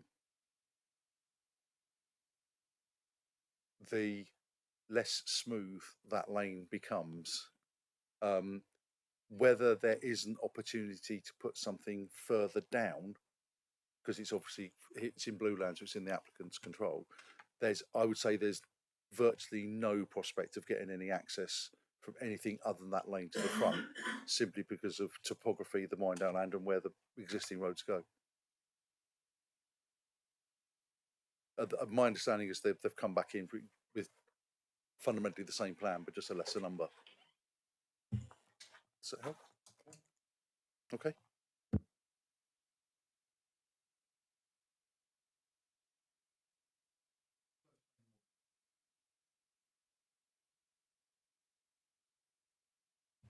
Church Lane, Modbury. The application was for, excuse me. It was a certificate of lawfulness for the proposed fence.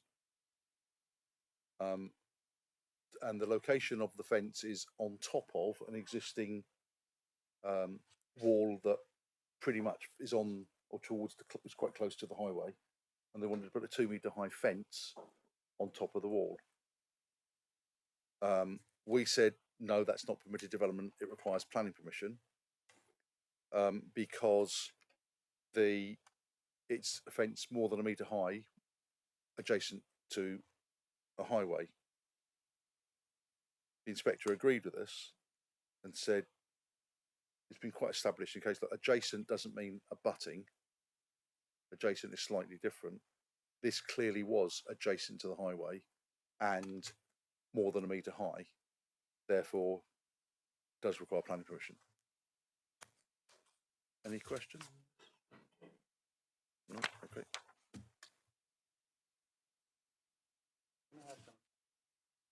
Sorry, I just woke up. I just woke up. Sorry. Yes. I'm going to sleep. This application in Modbury then is there's a wall there. Yep. Now this fence was on top of the wall, so the overall height was not just a fence, but overall height was above the 1.8 meters that we normally allow. Yeah. Yep. Okay. Thanks. What's going to be interesting, because it wasn't discussed in the appeal because it was a 2 metre high fence. Whether if they dropped it to a metre high, there'd be an interesting discussion around where do you take that metre from? Is it natural ground level in the garden, or is it at the road? I think you could argue it both ways. I think you'd argue that it's clearly more than a metre high adjacent to a highway because it's 3 metres off the top. But it was completely silent. Bearscombe. Councillor Taylor, is that your patch as well? No. Okay. So this was I think this is the only plan I've got. It is. Come on. So this was application for the use of an ancillary mobile home to be used as a permanent independent letting unit. Officers refused it on the basis that it was unsustainable location. The inspector agreed that it's remote and unsustainable and not a suitable place for a separate unit. If members are interested, there's a very interesting commentary by the inspectorate on one of the elements of the applicant's case. the applicant, excuse me, the applicant put forward that because it's for rented accommodation, it could be occupied by someone who was employed locally by one of several businesses, and they listed a number of businesses that were 2 miles away, then 10 miles away. The inspector didn't really give that much weight on the basis that he said, you've got no evidence that the business needs anybody to live locally. It's just a theoretical. And if you did have someone who occupied it, who was employed by a local business, and then decided they'd change the job so they weren't employed locally, you've got no control over that. You can't put a condition on saying it's got to be someone employed locally. So the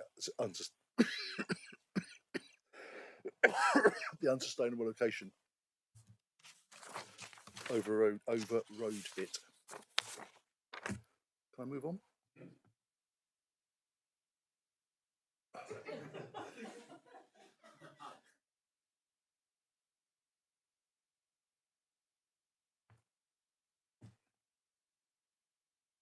Okay. Landscove. There was a previous permission in principle granted on the site, so therefore we had accepted the principle of development, but we considered that this, as you can see, it's quite a sizable building on its footprint. Sorry, in the site, and it's relatively I don't have a problem with the design per se. I think we just felt that this perhaps wasn't the right site for this design. It was quite significantly sized and not necessarily in the local vernacular. I'll go through these plans again if you want me to.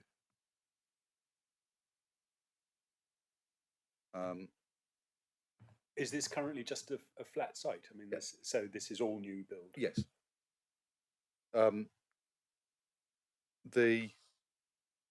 We had concerns about the effect on the current appearance of the area, particularly the listed church and Lichgate. The inspector went through this quite carefully and said, yes, whilst the materials don't match, the scale isn't out of keeping, and there's it's sufficiently distant from the listed building that it didn't cause harm. And it doesn't really often, but in this particular appeal decision, the parish council's support was specifically referenced by the inspector as a clearly it's not seen as something that will cause harm by the locally elected council. So that application was that appeal was allowed. I'm not overly concerned. I think this is one where design is, and you've heard me say this voice, is some people like it, some people wouldn't like it, and the inspector considered it caused harm. I don't think this is necessarily a bad decision. It's just a difference of opinion. You're very frowny, Councillor Bonham. There's a question on this one? Yeah, my question is what grounds did we turn it down originally? Just on design?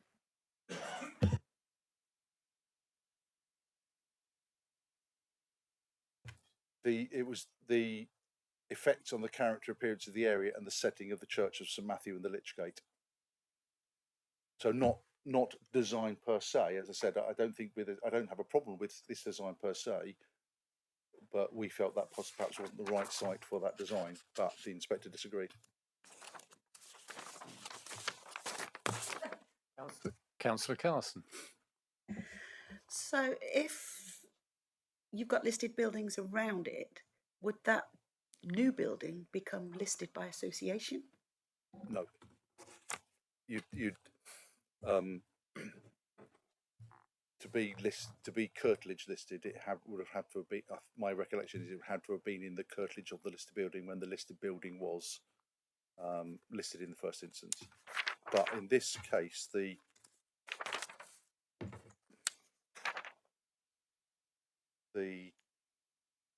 church was,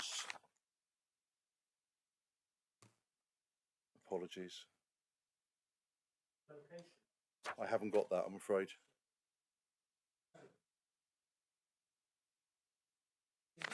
But I think it was a good couple of 100 metres away from the church. And listed by association, is that different to being listed completely? Well, the church is listed. But the buildings surrounding, so you've got a listed house and then the barns or other houses around it, would they automatically be listed, or does by association mean they have a slightly lesser listing? They are deemed to be curtilage listed buildings. But this isn't, I'm sure it said how far away the church was, and I'm just not seeing it. The site is approximately 100 metres from the church, so it wasn't immediately adjacent. Any further questions, members? No. Thank you, Mr. Weimer.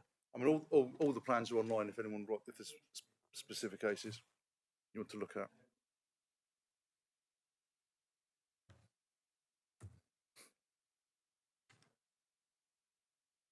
So, Dungannon Lane, Stoke Gabriel, that's the site. It was a new access and parking, but fundamentally a new access. There's an existing pedestrian access in the wall. They wanted to widen that for a vehicular access. We took the view that the demolition of the loss of the wall was unacceptable. It's a historic wall within a conservation area.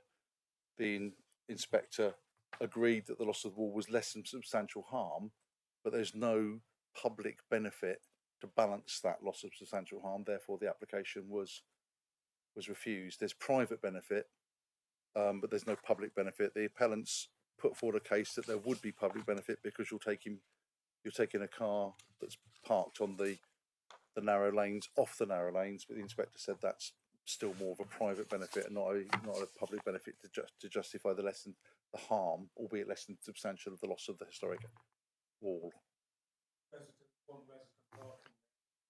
Mr. Councillor Hawkins, if you've got a question to ask or a comment. Thank you. I think what he's saying is we can blame the county council. Yes, let's do that.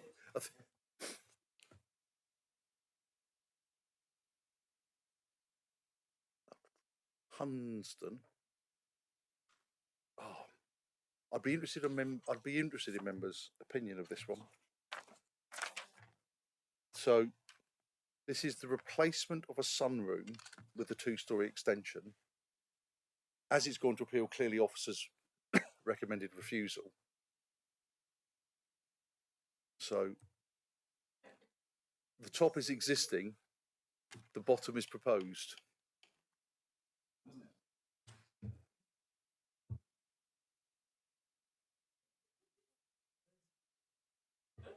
So,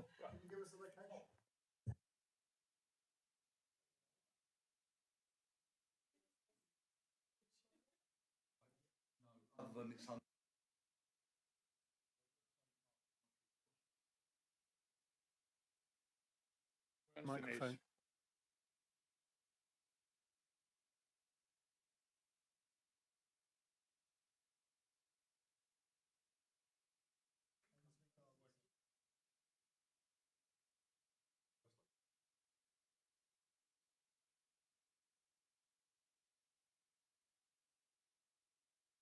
I think there's a scatter of bungalows before Westlake, and I think there's a couple after as well from memory. So we had concerns about the effect on the character and appearance of the existing building and the wider area.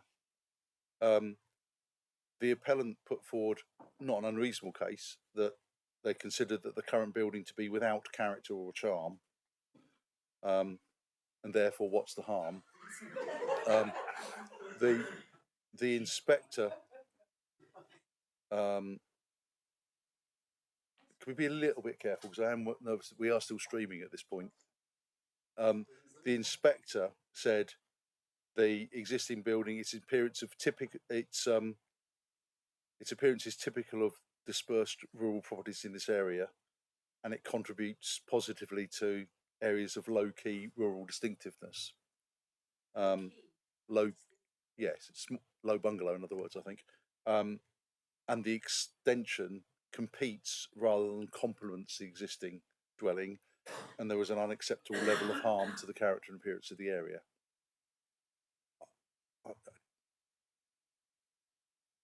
Looks like a lighthouse to me. We're still in this country, not Japan, are we? Oh, what have I done here? Members, and if you've got a question for Mr. Weimer. Okay. 11 Mead Close, Iveridge. I'm sure you've leafleted here, Vic, so you must know where it is.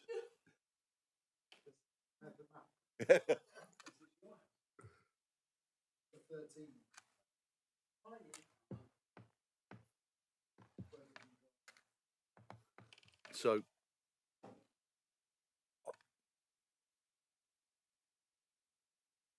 this is one I'm going to have a further conversation with officers about, because I think there's some interesting learning points here. I don't disagree with the refusal, but now looking at the inspector's logic, I think we might need to just think about whether we were right or not. So that's existing, and you'll note the southern elevation, because that's where the garage is. That's proposed, so it's fundamentally an extension over the garage. So if we go back to existing, the bottom right-hand corner, then proposed, you've got a two-story element on the south. Our view was that, sorry, I can go to, I've got pictures of this one. And if you look at the location plan, it's very, to the south, it can't be the south. Must be yes. To the right, you've got other properties off. I'm assuming Mallet Road, backing onto that elevation.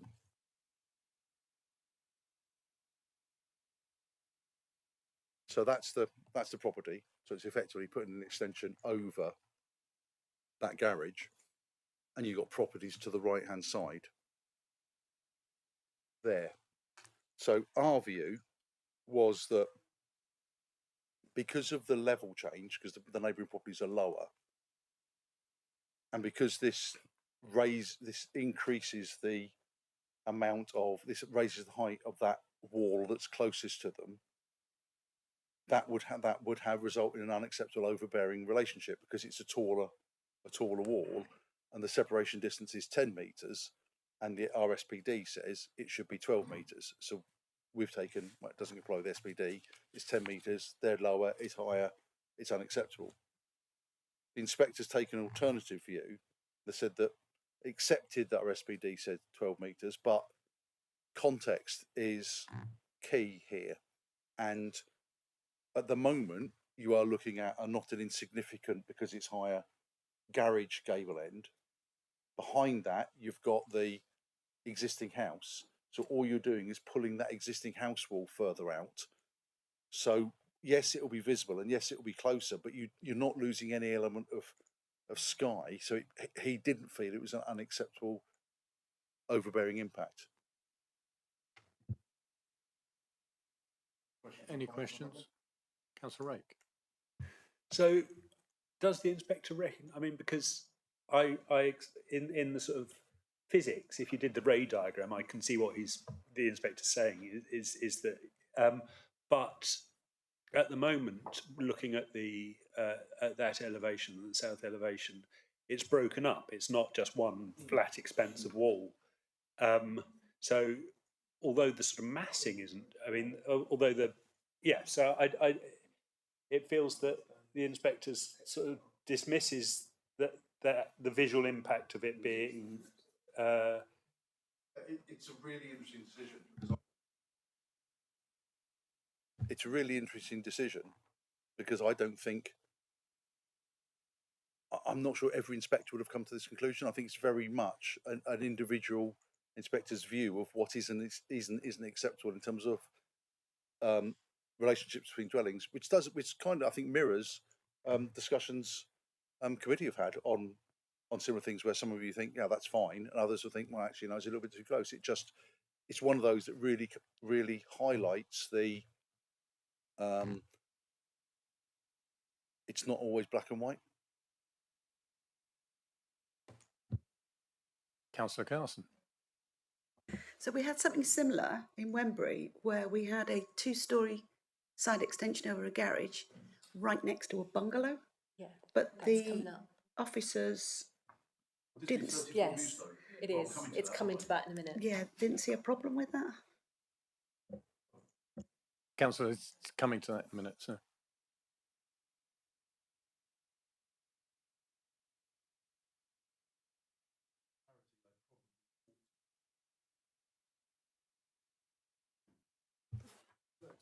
For clarity, I ought to say that yes, I'm presenting this to you in terms of an appeal decision, but I had absolutely no involvement in this case in any way, shape, or form, because I can pretty much see the site from my house. So it's one of the ones that I absolutely would not get involved in. So just to be clear, I'm just summarising an inspector's decision, and I had no dealings with it. So this is on Crescent Road in Iveridge. It's a, don't know if we got. It's a 1.5-storey property that faces onto Crescent Road, and it was the section's probably the best one to look at. So if you look at the section AA down the bottom, it's going from that to that. So it's effectively putting another story on the roof. Now, Crescent Road is a very much eclectic mix of dwellings, ranging from some very large 3-4-storey, bless you, buildings to some quite small, older single-storey ones, all set in the hill, and the land rises quite steeply above, up to the railway line.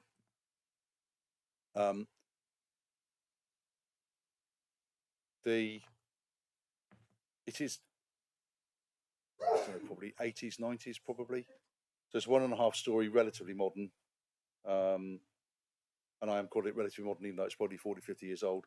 The proposal substantially enlarged the roof with a relatively large box front dormer in a prominent position, and the inspector considered that the roof, the proposed roof, would then alter the visual coherence of the dwelling, and the roof would become the roof of the dormer would become the prominent visual element, to the detriment of the character of the area.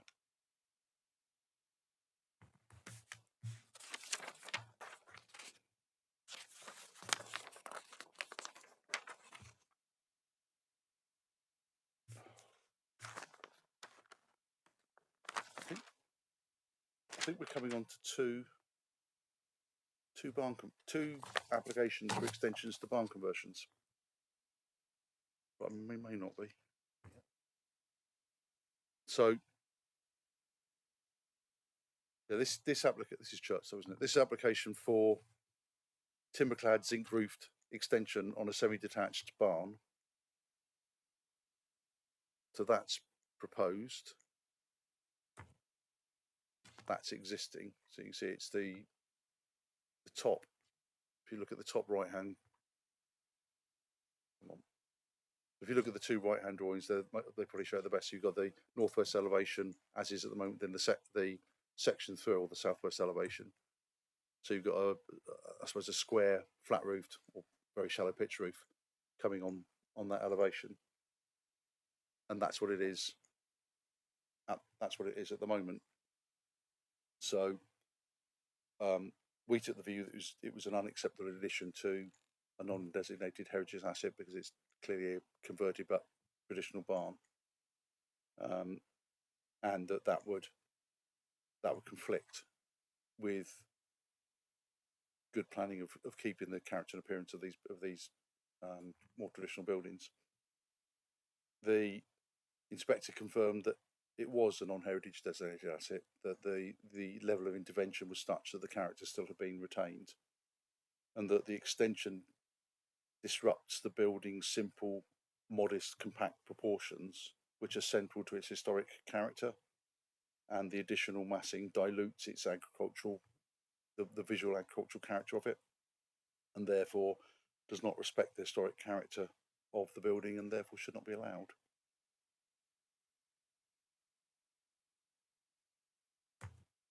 And then the second one on a similar basis is a porch on a barn conversion. So, countryside location, that's the existing converted building. That's the porch. So again, it goes from a simple door to porch. I think that's all I've got.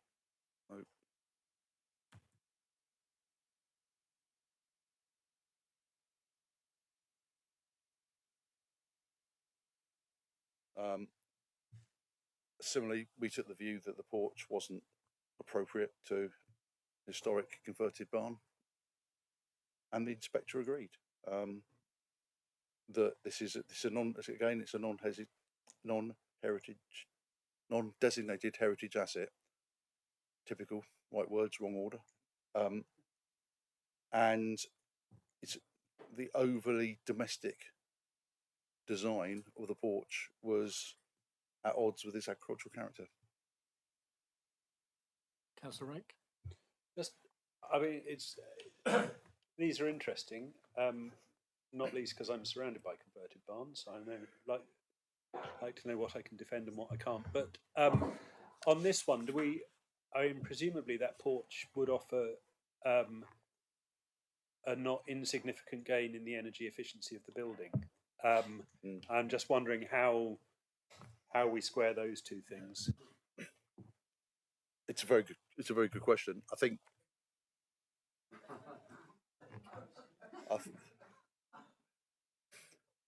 if it had been a Class Q conversion, where the building wasn't a more traditional building, then I think would be.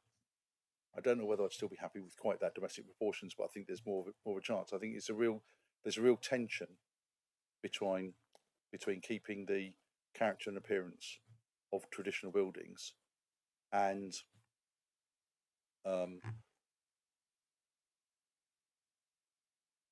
providing with standards of modern living, including energy efficiency. Now, there's probably the difficulty there is, I suspect, you open that front door and you're straight into the building because there's no gap, and it's of a size you probably could not put an internal, almost like an internal hallway porch, whatever. So it is a tension, but I think we would usually fall on it's a heritage building, then its appearance should be protected.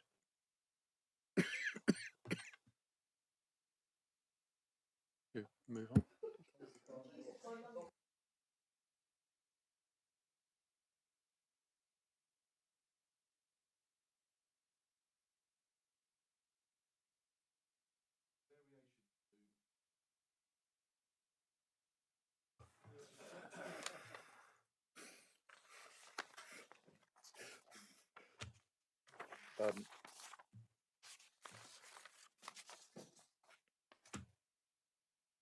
Variation to condition at Newton Ferrers. There was a previous permission, and so this is approved. If you look at particularly the south elevation, whilst it says proposed, that's because it was proposed to the application that was approved. So this is approved, and that's proposed. So it's a rather large, boxy dormer. Fundamentally, we felt it was unacceptable because it was not a very nice design feature, and the inspector said, I don't agree with you. It's visually contained. it wouldn't disrupt the legibility of the original roof, and it does not cause harm. Again, I suspect if I don't think this one came to committee, but if it did, I suspect it would split members in the same way. It's not one I'm. Again, I can see the arguments both sides. What's next?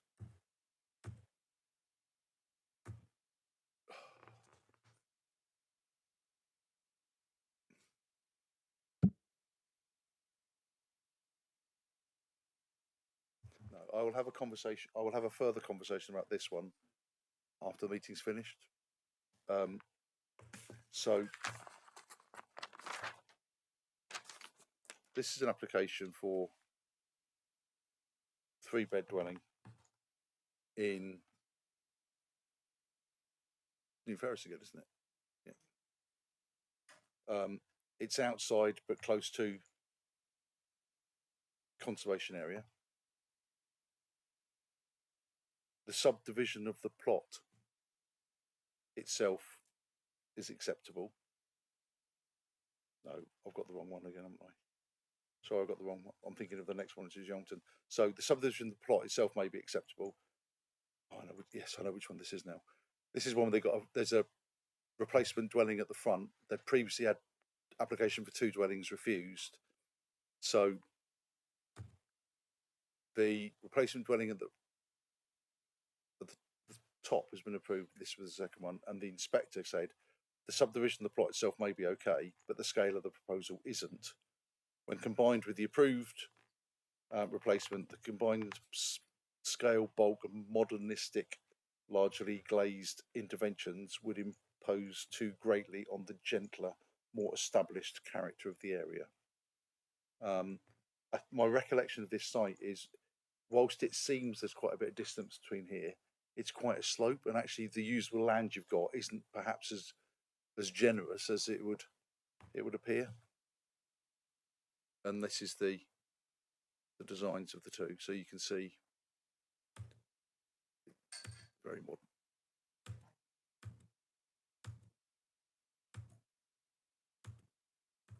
Right, east of 4 Munro Avenue, application for new dwelling and garage. This was only refused because of a lack of a unilateral for Tamar EMS contribution. The applicant knew that, lodged the appeal,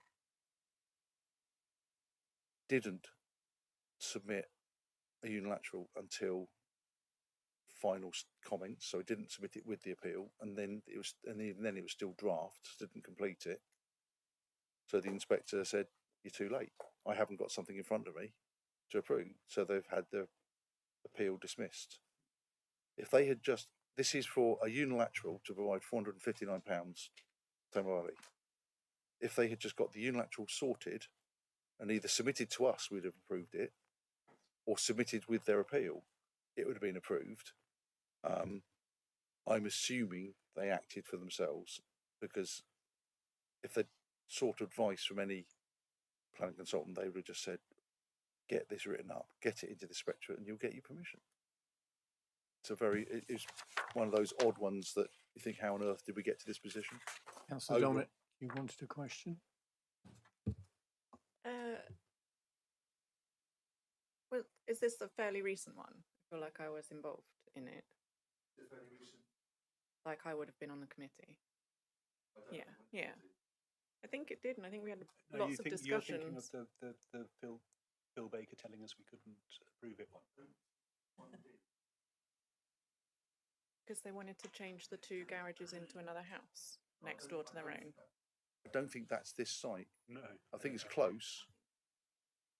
Yeah.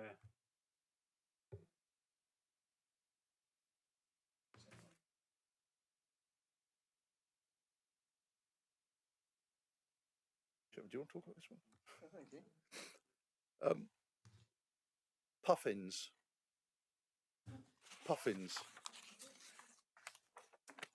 At Salcombe.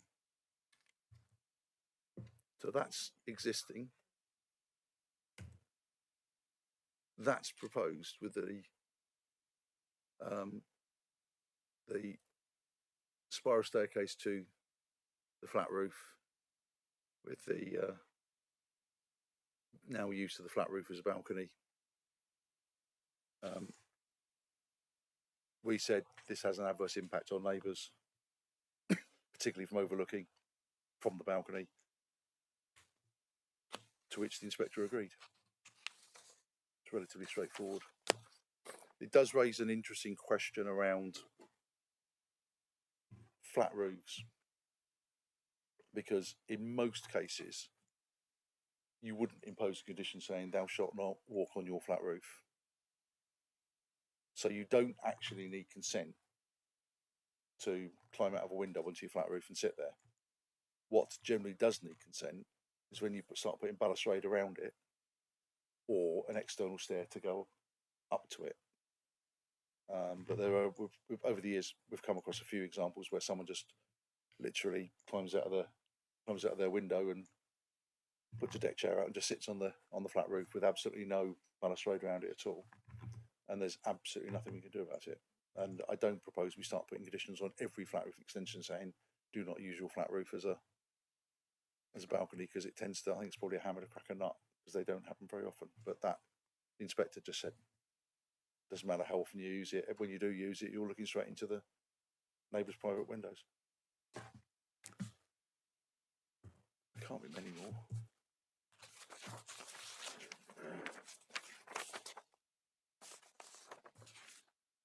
Two more.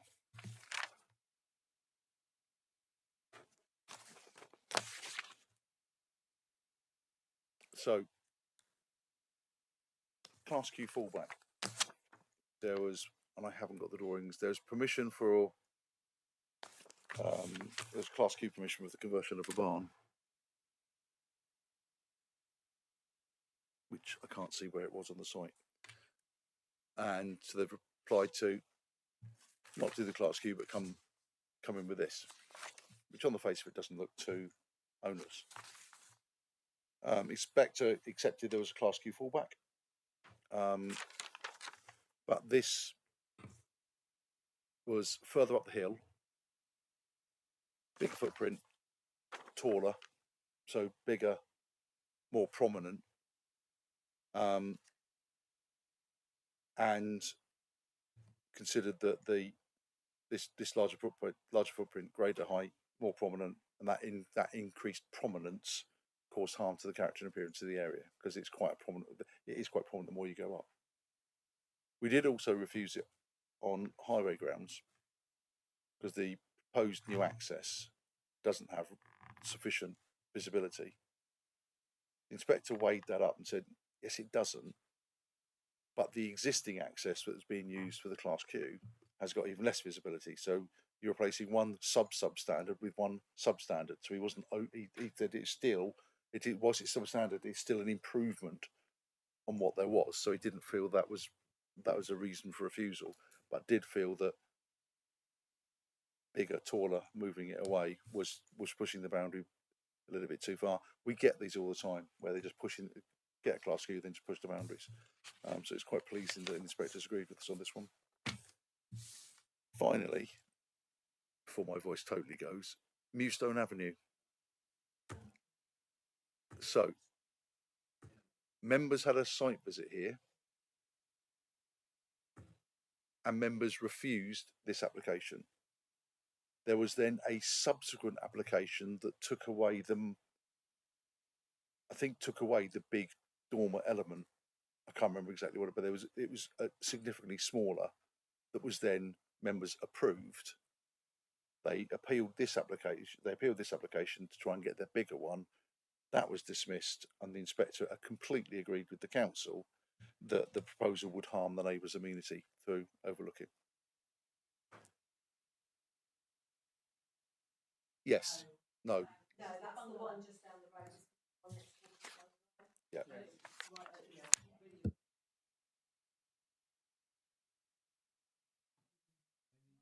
Any final questions, Chair? And apologies for the length of That's that. okay. The pleasing thing for me is 16 appeal decisions, we've lost 3, and those 3 I can absolutely see. I don't think there's anything fundamental there. As I've said to members, but I would be quite, in some respects, I'd be a little bit concerned if we were always winning 100% of appeals, because I think then on those 50-50 ones, perhaps we're not pushing the envelope as much. But I'm quite comfortable that we're losing 3 out of 16. Yeah, Councillor Taylor. Yeah. Well done, Patrick. I think you got through that very well, considering you were getting a bit husk. I think we all are, actually. But when you look at this one, we approved a smaller bit on a roof there, yeah? Is that still, no, it's dismissed as where they wanted to go back to the regional plan? Is this a fallback they got now or not? They've got, the inspector mentions it. The inspector does say that a further application has been approved for a lesser scheme.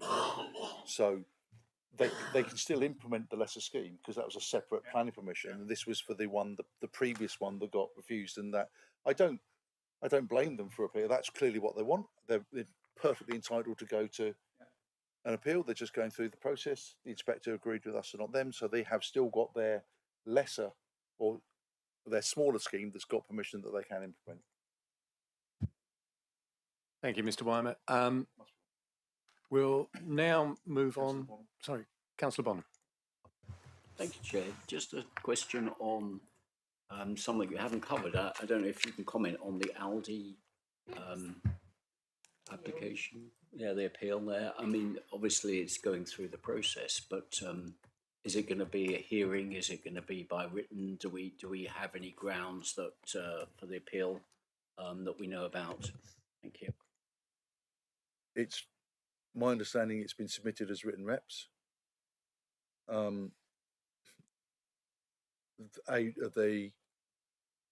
We will be defending the reasons refusal that the committee imposed. Adrian, who was the case officer, will be doing a statement. I think the statement's due next week, so we'll be on top of that. My understanding of the basis of their appeal is simply we say it has an adverse impact on the neighbours, and they say it doesn't. So I don't think the arguments are any different. Sorry, the debate is any different, or the case is any different than was put in front of you. So, but it's a written reps appeal. So no, unless when the inspector looks into in detail, says no, there's some elements here I need to deal with by either an inquiry, which is unlikely, or hearing. But at the moment, it's just written reps.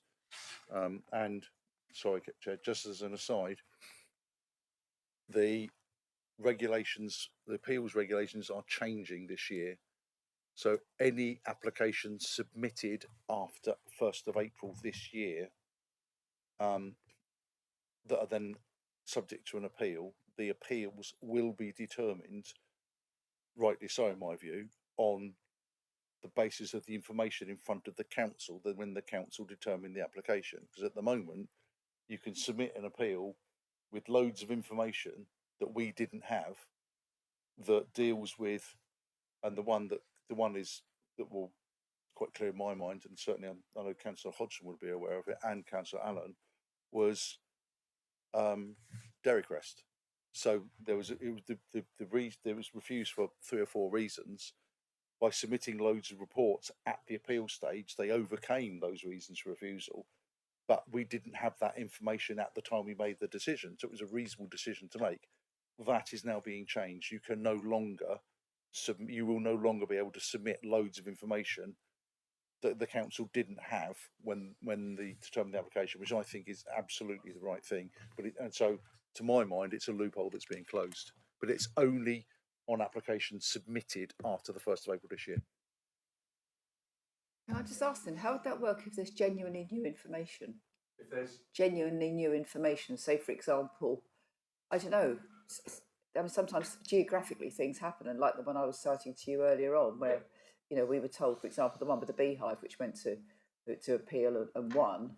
I found out afterwards there is no beehive. That guy's not a beekeeper, and all he's done is a beekeeping course about a year or 2 earlier. It was complete fiction.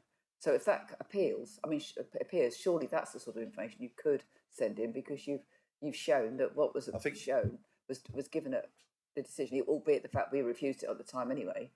Is I'd need to look at the regs, and I think it'd be down to the inspector to consider: is this just rebutting information that the council had, or is it genuinely new? So I think if you've got a situation where it's been refused, so we'll take the one this morning. So if it's refused because we've got no evidence of either demand of viability or lack of marketing, we've got no evidence at all at the moment. Whilst they've got 6 months to appeal, so they could do 6 months of marketing, do a viability, and submit it to the inspector, and the inspector would have that information. And that scenario won't be able to happen after 1st of April. If you've got a viability report submitted by an applicant and it's refused, and a third party or the council wants to provide evidence that seeks to show that viability report is inaccurate or wrong, my feeling is you'd still be able to do that, but you wouldn't then be able to submit a brand new viability report if one wasn't with you in part of the application. I'll happily share the regulations with members if they want them, but they are a tad dry. Thank you, Mr. Reimer. As they would be. We now move on to agenda item 8, update on undetermined major applications. And generally the standing view is there that unless there is something relevant to bring before the committee, that members, if you have questions, raise it with the appropriate officer who is handling that. And I'm assuming everybody is okay with that. If so, Patrick, the one good thing is I do think the list is starting to shrink. yes, just. I just need an update. That's all from Patrick, perhaps. Is that possible? If you can, yep. Yeah.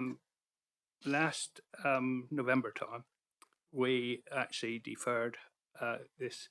It's a Ringmoor Iron Manor bungalow for some more details. I don't know where we are on that. Parish Council keep asking me, and I say I can't because it's not public knowledge. And the other one was a car park provider at Bigbury Car Park at Bigbury-on-Sea. We did approve cameras and asked for something to come back on the signage that was floating around, and we haven't heard anything from that either. Neither of those are on the major list, are they? No. So I'll have a conversation with the outside of the meeting. We'll do that after. Because technically it's not part of this. It's not part of this, so it's part of the... I'll happily have a conversation with you after this meeting. Okay, members, that concludes the business this morning. We will adjourn now and return for 2 p.m. Thank you, members.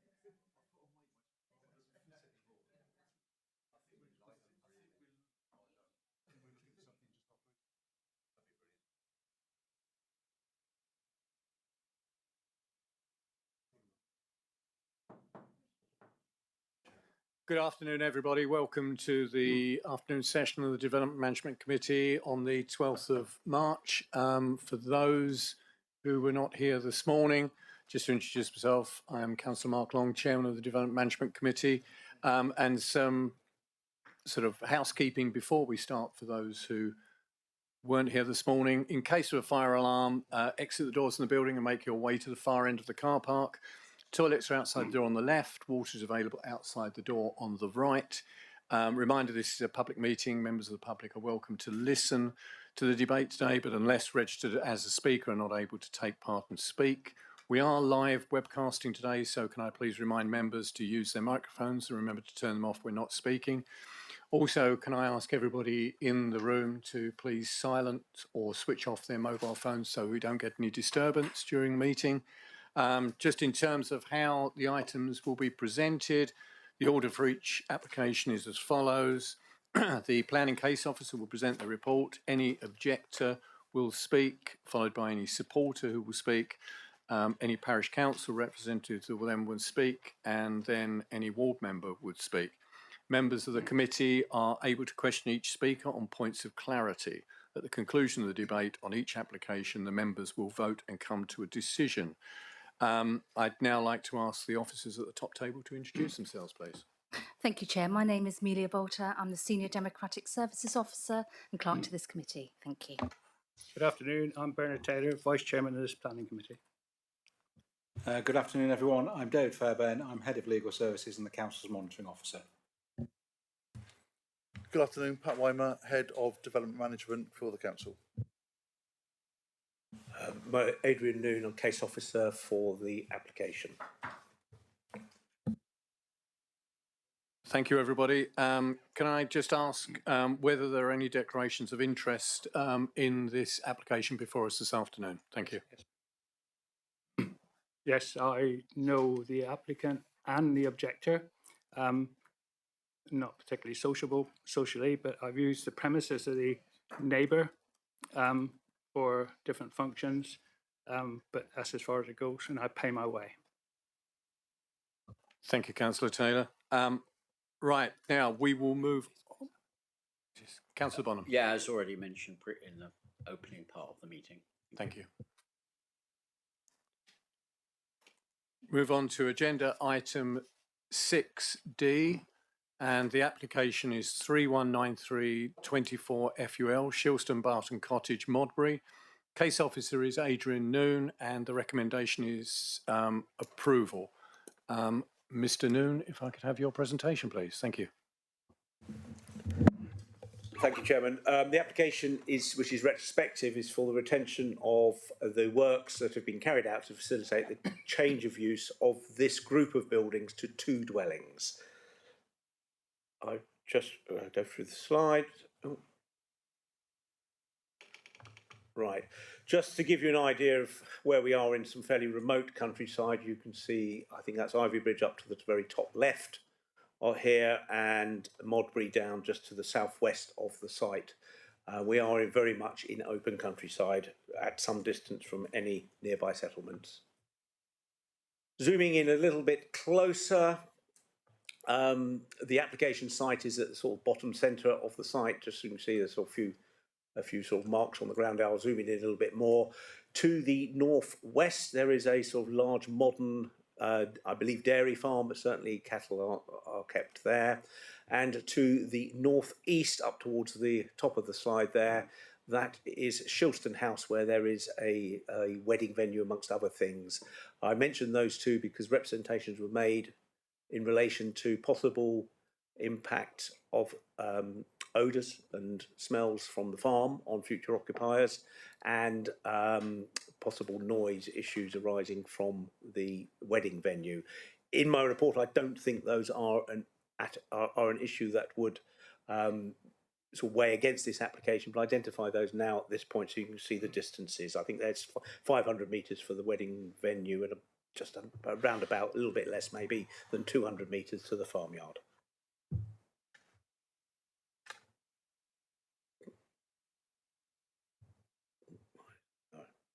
Okay, then zoomed in more closely, we have the buildings themselves. On the right-hand side is what I refer to as Barn C. That's a single dwelling.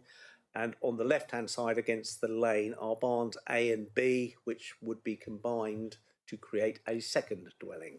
Access is down through, you can see the road going down to the southwest to those trees. The access is in there. There is a stream running along the sort of wiggly tree line there. There's a bridge over that stream. The access is just down there, which I'll have photographs of in a moment. The purposes of the application, the red line, is really just drawn sort of around the buildings, their immediate grounds and the access, and then the remainder of the land owned by the applicant edged in blue. Just a sort of block plan to show you the arrangement. There would be the shared access from the south side of the site there. Each barn would have its own parking area, little area of amenity space around it. So barn C on the right, L-shaped, and then barns A and B. Barn A is the one next to the road. There would be a little linking structure added, which has not yet been built, to connect that to barn B. In most respects, these buildings are complete and ready for occupation. I understand the applicant has used them occasionally, but essentially they're not being lived in on a permanent basis.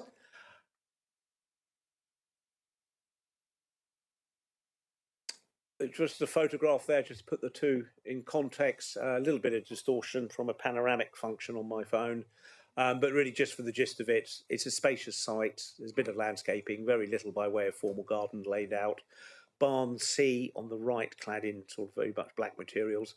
That is, reflects a previous approval under Class Q for a change of use of the barns. That's addressed in some depth in my report, but I think the conclusion that we have arrived at is that permission was implemented lawfully under the Class Q approval scheme. The requirement there is for the change of use to have occurred within 3 years. Case law has clarified it is not the completion of the works that has to be done within 3 years. So if the use for agriculture has clearly stopped and what you are looking at is a de facto dwelling that needs to be finished off, the change of use that is approved through Class Q has occurred. If that is within 3 years, case law tells us that is lawful. I am satisfied that Barn C probably achieved that in compliance, or so close to compliance that we wouldn't regard it as expedient to action that building. Barns A and B on the left-hand side, there was a difficulty with that, which I will come to when we get into more detailed drawings. That, I think all parties accept, was not carried out in accordance with the Class Q, and this application is needed to regularise that. But for the sake of completion, Barn C is within the application.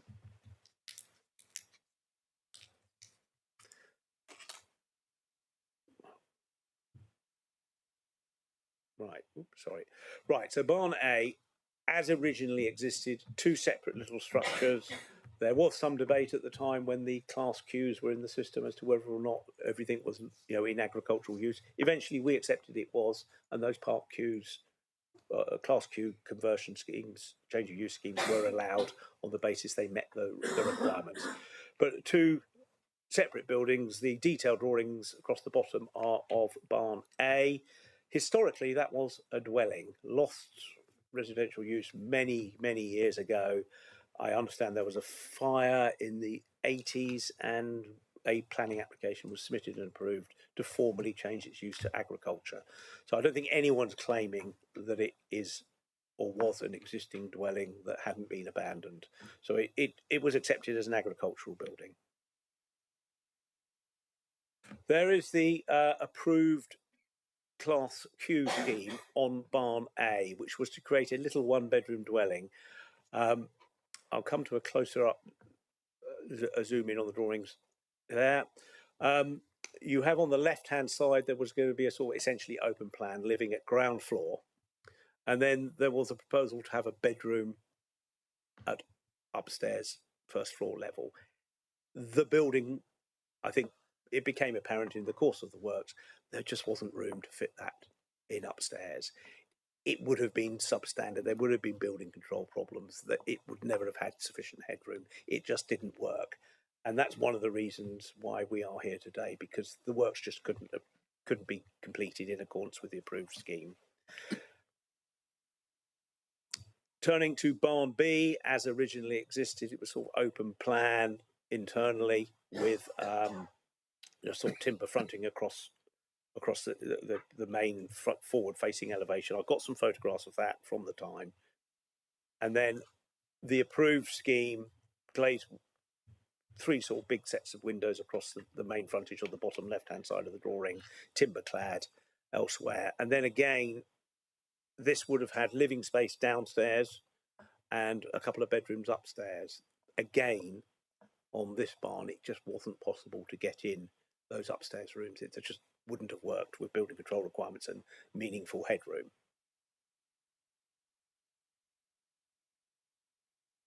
So what we now have proposed for Barns A and B, essentially the external appearance of them, if you look at them individually, is broadly in line with what was previously approved, but obviously there is no upstairs space.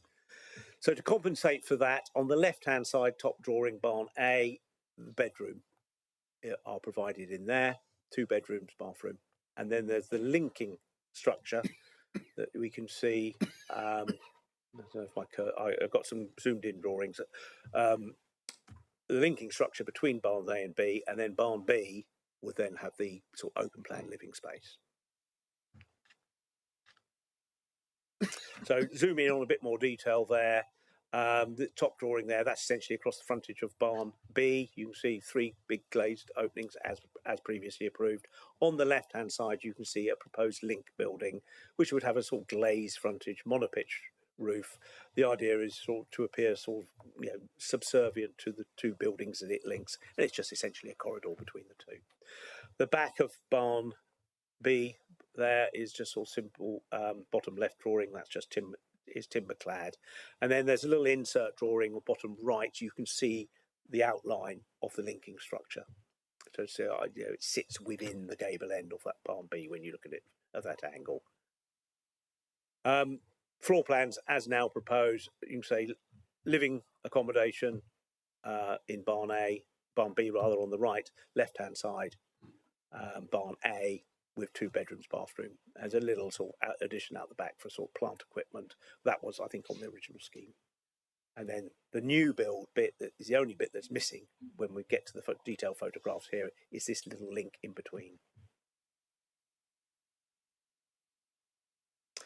So photographs there of barns A and B. With the absence of the upper floors, it's pretty much as per the approved Class Q scheme. So zooming in a little bit closer there, so three openings in the barn B. You would see the glazed front of the link at this angle. And then there's just, it's just not been done yet. You can see there is some footings just at the back there where it would go. But when they realised that that everything needed to change and an application needed to be made to regularise, they haven't proceeded with the link. But the stonework's all sort of what's been uncovered, and I understand it's original.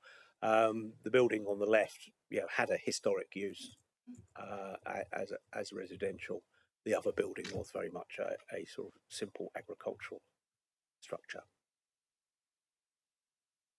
And then just going round the building, just to show you it in a context, you can see on the left-hand side at the back there, the grey fencing. The lane is on the other side of that. There is a pedestrian gate through there, which would provide access out of the site. The road access at the bottom is actually in flood zones 2 and 3 due to sort of fast rising flood waters across the road in times of high rain. When the river bursts its bank, they come up very quickly, they go down very quickly.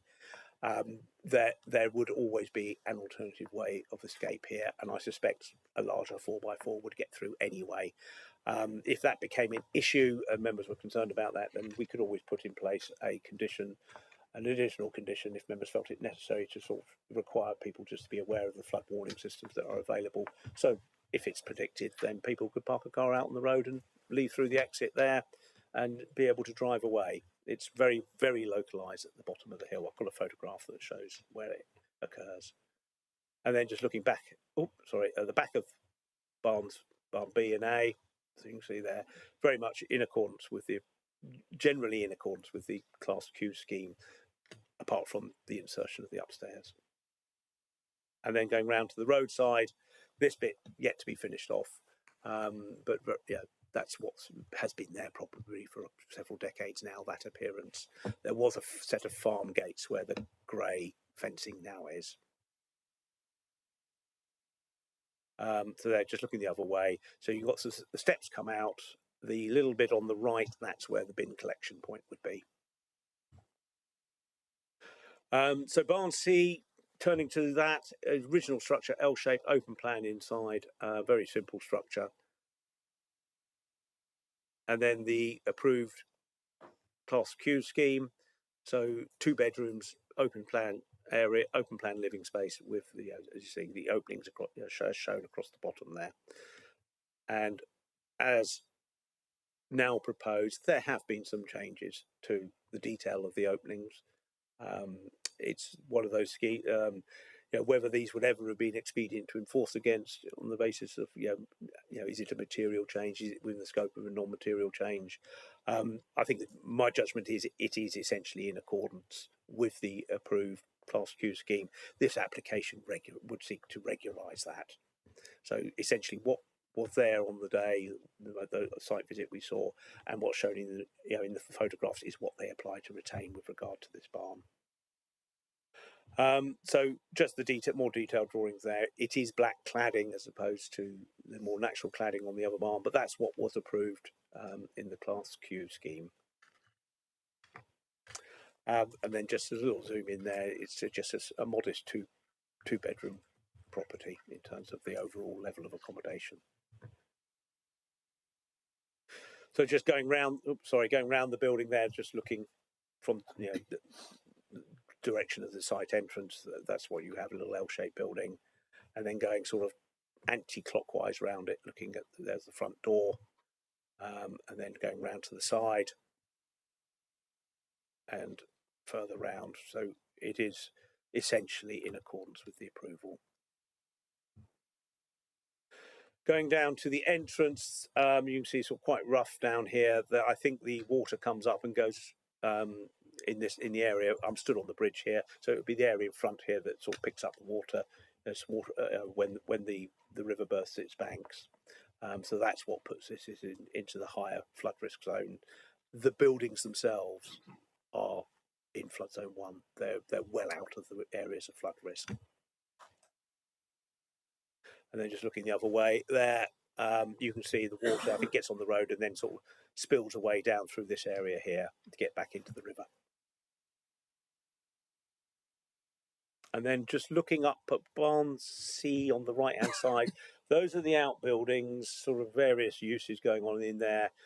Part of the, I think, within the ownership of Shilston House, not where the wedding venue events happen. The wedding venue events are to the right over that hill behind those trees and sort of separated by, I think, about 500 metres and obviously the intervening landscape and topography. But there are buildings up there that are listed. I think they are far enough away that I'm very comfortable in my mind that there is no impact on the setting of those listed buildings arising from this scheme. Historic photographs. This dates back to in the run-up. These would have been taken in the run-up to a 2020 application that was refused for the Class Q. There were problems with that first application, but it gives you an idea of the original state of the building. So there's the roadside barn, a bit overgrown, but proportion-wise, minus the chimney, which I think was the one bit that wasn't demolished from the original cottage.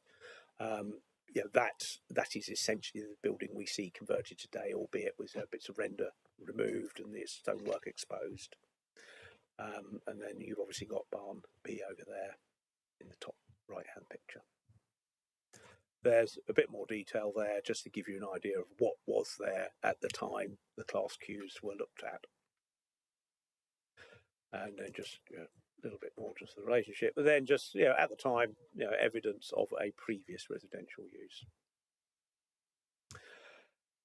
Just the interior, give you an idea here. Very simple agricultural building, accepted as such in the context of a Class Q scheme. And there's Barn C, not dissimilar to Barn B in terms of its appearance at the time and use at the time. Sort of internally. And obviously there has been vegetation cleared from around it. That would have occurred under through the implementation of the Class Q scheme. And then just historically, that undated, it was in the supporting information of an earlier application. I suspect that's certainly pre-80s, 60s maybe, undated, but just to show you historically, that's what it looked like. That's Barn A.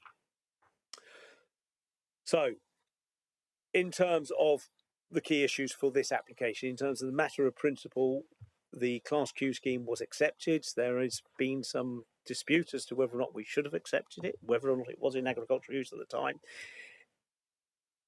Whatever was going, regardless of the claims now made, that scheme was accepted. It wasn't challenged at the time. And my view is that Barn C is effectively a lawful implementation of that Class Q scheme. Which brings us to the issues that then relate to Barns A and B. As set out in my report, policy TTV 26 does allow for as an exception to normal presumption against development in the countryside for the conversion or the reuse of redundant buildings. That is supported, or that not supported by, that reflects the advice of the NPPF of paragraph 85, I think it is, which provides the same support for the reuse of redundant buildings and land in the countryside for residential development. Quite a narrow exception, but we have accepted that these buildings can be reused for residential purpose under a Part Q, Class Q scheme, and we have one building that complies with that. The other building, I think, is the conversion of A and B to create a single dwelling, which is obviously one less than was approved under the Class Q scheme. That, I think, is supported in principle by the application of the NPPF's advice on the reuse of such things in the countryside and our own policy TTV 26. I would add to that, as sort of discussed in my report and in the attached appeal, we need to apply the tilted balance because this is a proposal for additional residential development. That's the appeal I have referred to, very similar circumstances in terms of a conversion of a previously used building. It does say that, well, yes, there are some harms that arise from sort of relatively unsustainable development in the countryside. But where that development is supported in principle by other policies, that harm is outweighed by the benefits in terms of providing additional residential dwellings to meet well, I suppose a well-documented need. So from that point of view, I am comfortable in accepting the principle in relation to both of these buildings. In terms of the visual impact, it's very different, very little different to the approved Class Q scheme. You would struggle, I think, to spot the differences between the two, apart from the link between Barns A and B and some missing windows at higher level in Barns A and B. Yes, there have been some changes to the fenestration on Barnes C. However, I think that would have been accepted had it been formed part of the original Class Q proposal. So on that basis, I do not see that there's any increased visual impact that is unacceptable over the approved Class Q scheme. In terms of the living conditions, both, there are no third parties nearby that would be affected. You can see that from the photographs. Within the site, there is plenty of amenity space for the future occupiers of the two dwellings.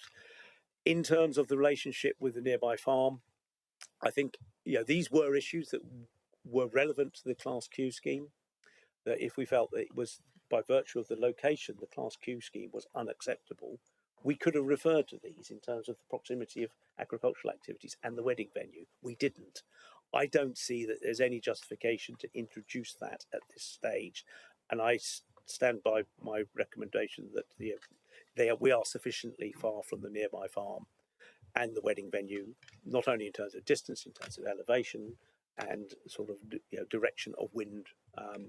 Those both, if you take a westerly or southwesterly wind as predominant, that would take smell and noise away from these properties anyway, even if it were to arise.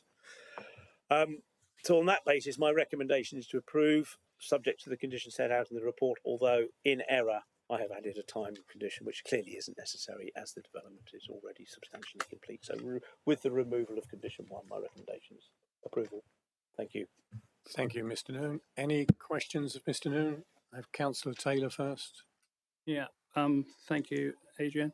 I just want to know why we're looking at Barnes C, because I think that was completed in good time and as per plan. So I don't think that one is an issue, to be perfectly honest. And the other question I was going to ask, when were the trees removed from behind Barn B? Because it used to be wooded area. Yeah. Firstly, thank you. On Barnes C, I think it's for everyone's peace of mind to know that the departures from the Class Q scheme have been regularised. So some of the window arrangements have changed a bit.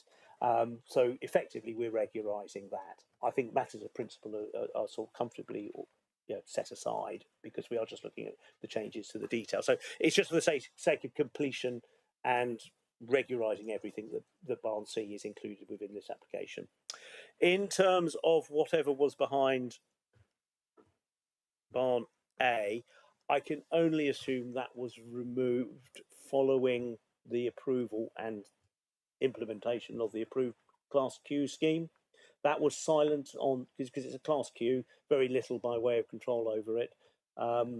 It's normal that levels, I think if we look at the photographs in close detail, the levels at the back of the original Barn B probably would have created damp internally. So I think that was always going to be pulled back a little bit.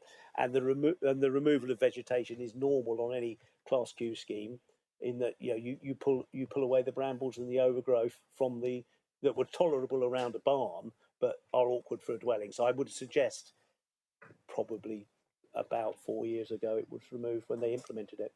I wasn't talking about shrub because I understand that, and obviously tree roots are a problem when you come to building, but there wasn't quite large trees there, and you showed that on a photograph of earlier days.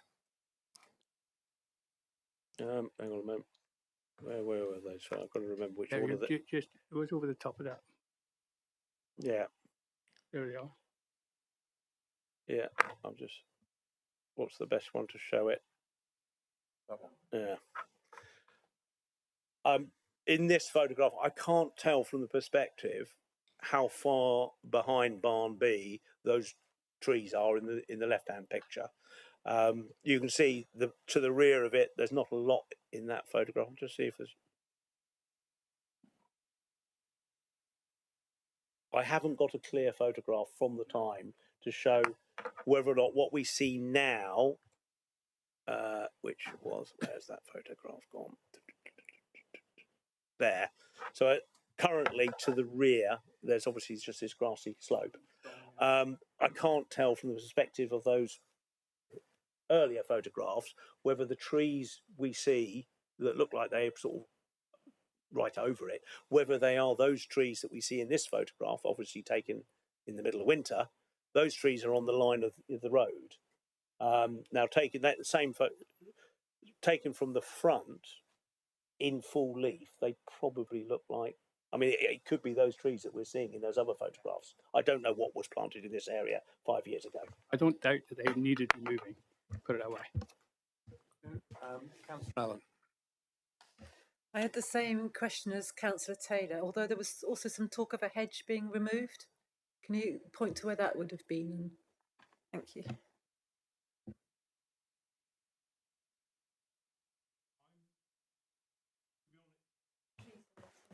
To be honest, I'm not sure what hedge we are referring to here.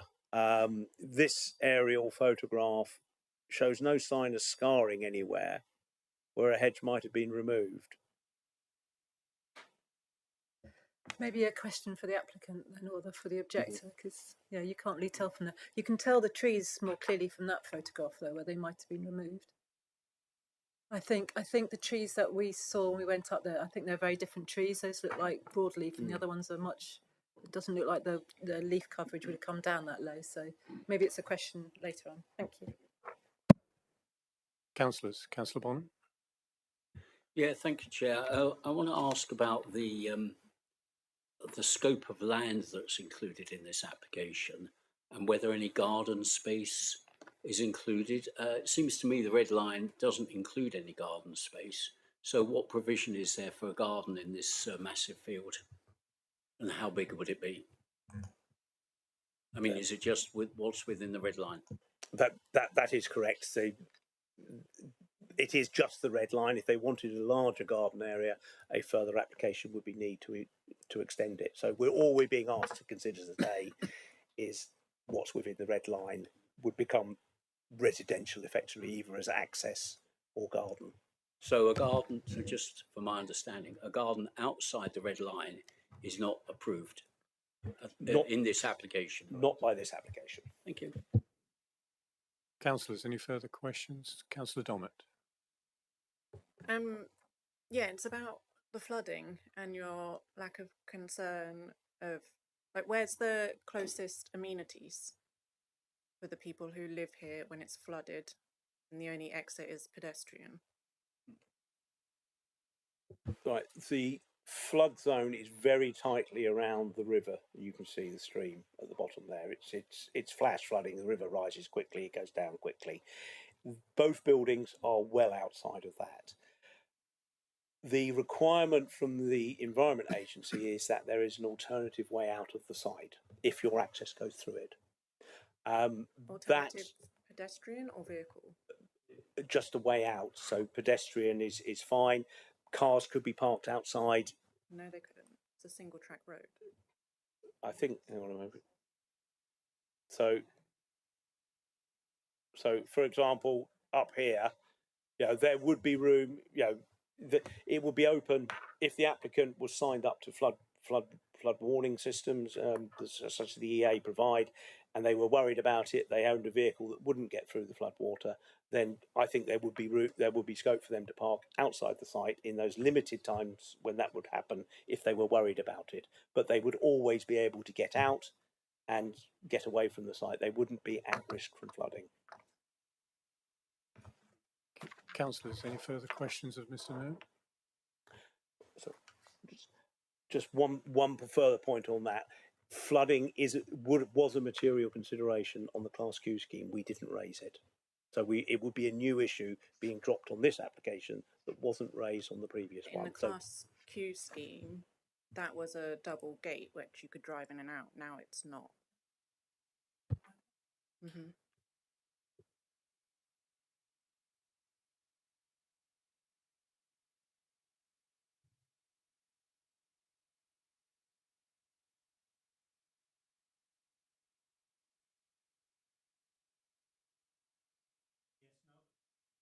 There, hang on a moment. It's well, I would need to go and look in detail there. It's not annotated as such on the drawings. Well, I took it from the photos of what was existing rather than those drawings. I would need to check into that in detail. Certainly, on this drawing, it's not shown as vehicular access. And in fact, if we look at the parking area in front of Barn B, the vehicular access is clearly going down to the off to the right there, not shown through there. So I think if it had been a concern, it would have been raised on that scheme. That's all I can say at this distance. Thank you. Councillor Rake? Sorry, just to pursue, I think, Councillor Bonham's earlier question before about gardens. I mean, currently the surrounding land is to grass, and notwithstanding your earlier comments, if the residents put a picnic rug down on it, or I mean, does that then and went and sat there and of an evening and or whatever, I mean, used it as their garden, because effectively, looking at this photo, it would be. Is that does that breach planning?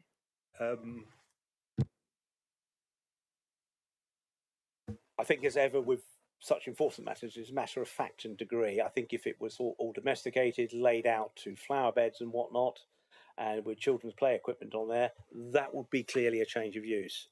If it was just sat out on occasionally a couple of times during the summer for a barbecue or a picnic or whatever, probably not a change of use. We would have to react to what is going on there. I think it would be I think it's important for the applicant and for everyone concerned to establish whether or not the residential use of the barns has got planning permission. I think, and I can understand why they wouldn't want to cloud that application with the gardens at this stage. I think it would be very much in their interest that if they do manage to resolve this today, they think very carefully about whether or not they can work within the red line of this application, or whether they want to come in and follow this up with an application. And we would be reasonable people in terms of an appropriate garden if that was applied for. I have Councillor Hawkins, then Councillor Dommett. When we visited the site, which I think was Monday, on that photograph there on the left-hand side of the drive, there were two pieces of play equipment. I mean, it's only temporary play equipment, but it's the kind of thing that you would buy probably in B&Q or something like, probably posher than B&Q. But there was play equipment there. I think that we can follow that up. I mean, if an application is necessary to reflect the way that they are using or intend to use this space, we will encourage them to make it. I think we just need to go back to the position that today all we're being asked to consider is the use of the land within this red line. Thank you, Mr. Noon. Councillor Dommett. I was going to raise similar about the climbing frames and trampoline, but equally in this drawing, the yellow in the barns A and B, is that not the paving and the platform that has been installed surrounding the barns? It's outside of the things that were being asked to be considered.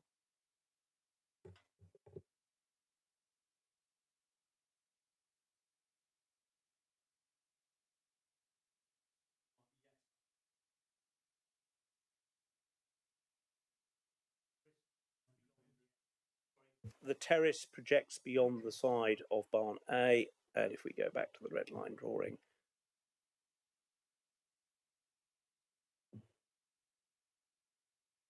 oops,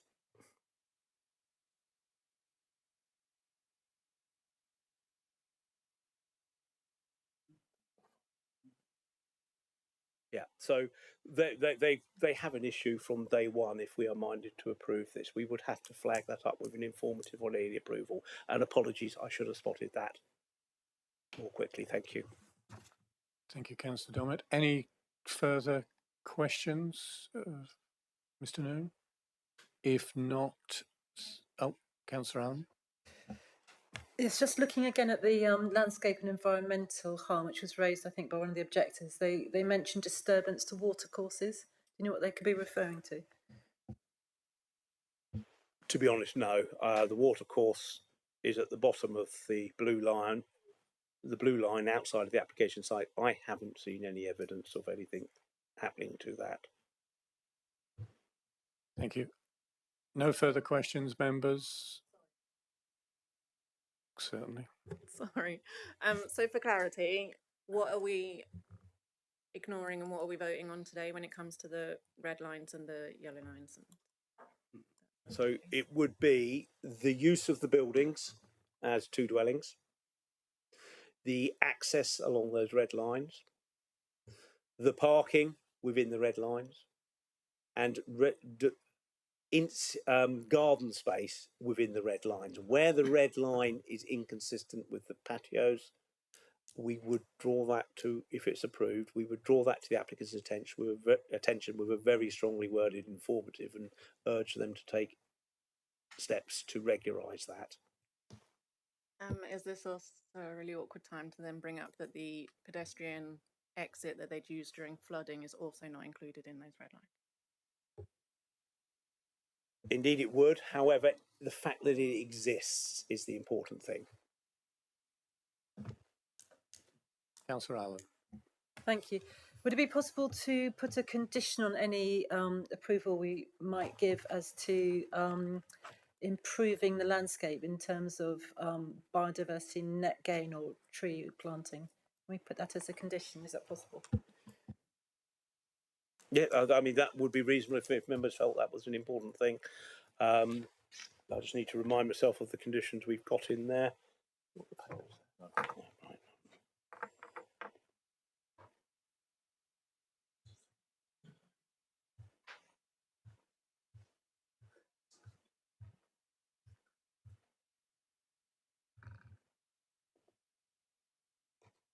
Right, so apologies. So at the moment, because clearly pretty much everything is there, I have not recommended a landscaping condition. Now the landscaping, any landscaping condition would only apply within that red line. Not a lot of room for it. I think possibly it's something to draw their attention to in the event that they are minded to apply to extend. They need to also include within that additional garden area.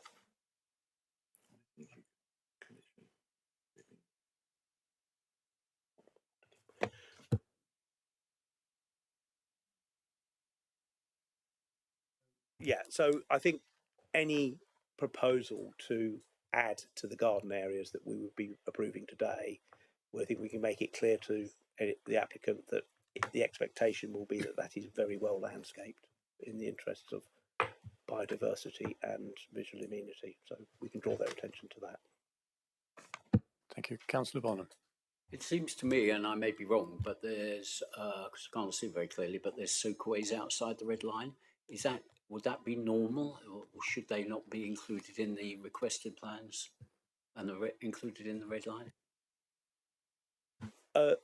Not essential, simply because we can, with respect to my, with a slight caveat on my previous reply, we can condition stuff that's outside of the red line and within the blue line. That is stuff that is buried in the ground, so we can. I think we can condition that it be done, but that would only approve the burying of the soakaway effectively. What we can't do through condition is give them the use of it. So hence, in response to the landscaping of any future garden area, whilst we could in theory condition planting outside of the red line, we want that planting to be come in with the change of use of the land to make additional gardens. So I wouldn't want to get this area blue land landscaped up now absent an application to change its use. But the drainage, we do routinely accept drainage buried in the ground outside the red line because it has no visual impact. It doesn't imply a change of use. It's just merely operational development in connection with the stuff that's approved within the red line. Thank you. Councillor Taylor? That was quick. Adrian, what type of sewerage system have they got? Is it Clargester, digesters, or you're talking about soakaways? But that is completely different because that's for clean water, isn't it? I would have to zoom in on those drawings to see if it is detailed. My normal position on such things here, where we're dealing with new residential properties, building control and the Environment Agency will provide the necessary oversight and licensing. So I don't consider that to be a planning matter. Where in the situation such as this, where clearly other legislations will look at it. So no, I don't know the answer. Thank you. Any further questions of Mr. Noon? If not, I will now move on to the speakers. We have today an objector, Mr. Richard Bailey. If you'd like to come forward for your 3 minutes, please.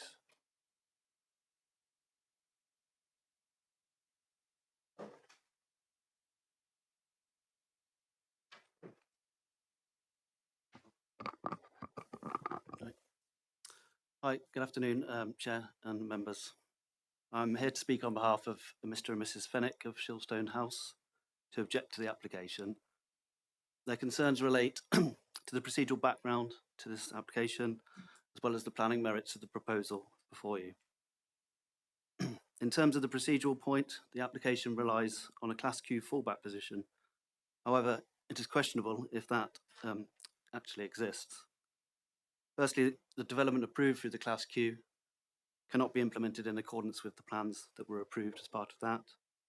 And secondly, the previous agricultural use of the buildings appears to be uncertain given the comments and statements of local residents, the neighbouring farm and Jeff Fielden, who are familiar with the building and their previous uses. These statements implied that the buildings were not in agricultural use. If they were not, then the requirement of Class Q is not satisfied and they do not benefit from that change of use.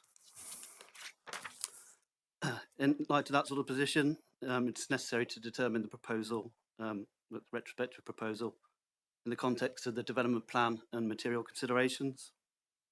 As you are aware, applicable policy confirms that isolated development in such locations is only approved in exceptional circumstances and where it supports the principles of sustainable development and communities. Those policies direct, housing to locations where there is access to public transport and walking, cycling opportunities. And in this case, the site is in a location where they would be dependent on a private car and simply don't have access to that type of provision. As such, the development is contrary to those relevant policies of the plan and in conflict with the development plan. Additionally, as you've heard, there have been concerns raised about the suitability of the site given its proximity to livestock buildings and also a wedding venue. These are well-established businesses which contribute to the local economy, but they do generate noise, odour and activity which could adversely impact the living conditions of residents. My client is concerned that introducing dwellings here risks future conflicts and complaints that restrict the ability to operate their business. This matter should be given further consideration and it hasn't been to date. Finally, in respect of material considerations and the housing land supply position, I think the adverse impacts of allowing housing in an unsustainable location like this, which could have adverse living conditions, is not outweighed by the limited benefit of allowing 2 houses which could be used as holiday homes. Instead, the housing should be in greater numbers in sustainable locations associated with existing settlements. Thank you for your time. Thank you, Mr. Bailey. Members, any questions of Mr. Bailey? Councillor Rake. Thank you, and good afternoon, Mr. Bailey. You'll forgive me, I'll be blunt. It seemed in the first part of your presentation there that that you were, to an extent, attempting to relitigate a previous decision, whereas our officers advised us that the decision has been taken, and therefore whether it was taken correctly or in error, it has been, that permission has been granted. So I just want to check that you seem to have a different slant on that, and I just wondered if there is a decision whether that was right or wrong at the time, or have I got that wrong? My understanding is that essentially, there are the requirements and conditions of the permitted development, and if it's, the case that, a development is not in accordance with those, then it cannot benefit from those permitted development rights. It's sort of that straightforward, and sometimes, that can happen after a decision. Thank you. Members, any further questions? Councillor Bonham.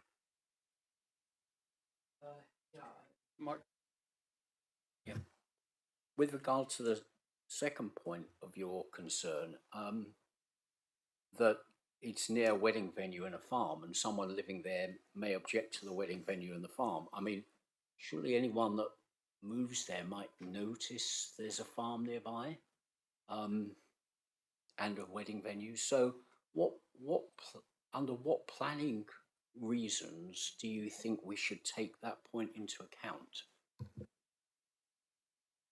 I think it's more from the sort of environmental health, general sort of considerations as part of the determination of the application. It doesn't seem that it was given, appropriate or due consideration as part of the Class Q process, and then equally as part of this application, that doesn't seem to have been the case. Thank you. Councillor Dommett. My question was the same and prompted by the speaker, but to the officers, like, can people, once they've moved into, like, next door to a pub, then complain that they live next door to a pub? Like, what's the...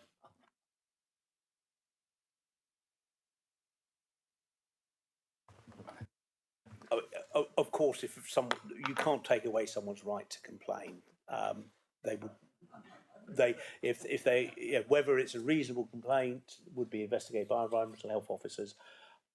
On this one here, I think my position is that the separation distances are such that it is very unlikely, in my opinion, that a genuine complaint would arise. I can say no more than that. So if you received a complaint that the weddings were too noisy or the cows were too stinky, what do you do with that? Well, our environmental health team would investigate and see if it amounts to an actionable, I think statutory nuisance is their phrase, but whether so they there can is something still actionable. object to the noise and the smell, even though they've moved in next door to the noise and the smell. Unfortunately, that is. Okay, I just thought it was a bizarre thing to say. As an objection, we make loads of noise, so we don't want someone to live next to us. But I guess that they've got grounds to, if it makes sense. I think the correct way of looking at this is it's the agent of change principle. An existing business has a legitimate expectation that the planning system won't allow incompatible uses on their doorstep that will make their business difficult to run.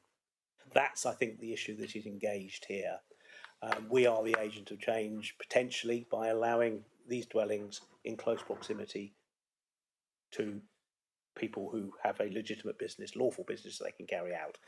I don't think the agent of change principle would be engaged here, because I think we are far enough away, given topography as well as distance and prevailing winds. I don't think these two would suffer unduly from the activities of the adjoining businesses. And as I said previously, that was a live issue on the Class Q scheme and wasn't called in. So I think we'd have to engage with that issue now. We would have to say, what have been the material changes? What has been the material change in circumstances that we now object on for this reason that we didn't raise previously? So I think there's two aspects here. One, would it arise? And two, is it actually worse than what we've already effectively agreed. Thank you, Mr. Can I ask you? It has to be sort of relevant to this, and we are questioning. I was just going to follow up and ask whether that had been checked factually rather than the assumption of you can't hear anything. I mean, to be honest, we don't check these things factually. So it's a planning judgment. We don't go out with noise meters on every application where this issue is raised. Thank you. Councillor Rake. Thank you. And returning to you, if I may, Mr. Bailey.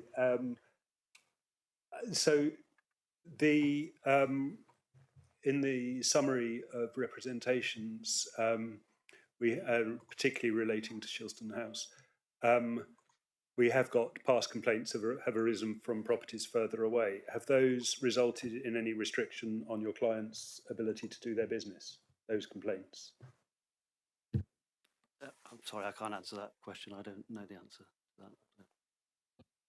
Members, any further questions of Mr. Bailey? If not, thank you very much. Thank you. We now move on to the supporter, Richard Boyd, for your 3 minutes.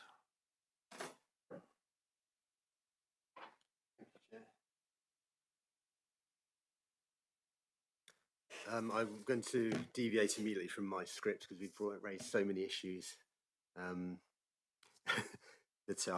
need addressing with some facts. So for those of you who don't know me, my name's Richard Boyd. I'm a planning consultant and the agent for this case.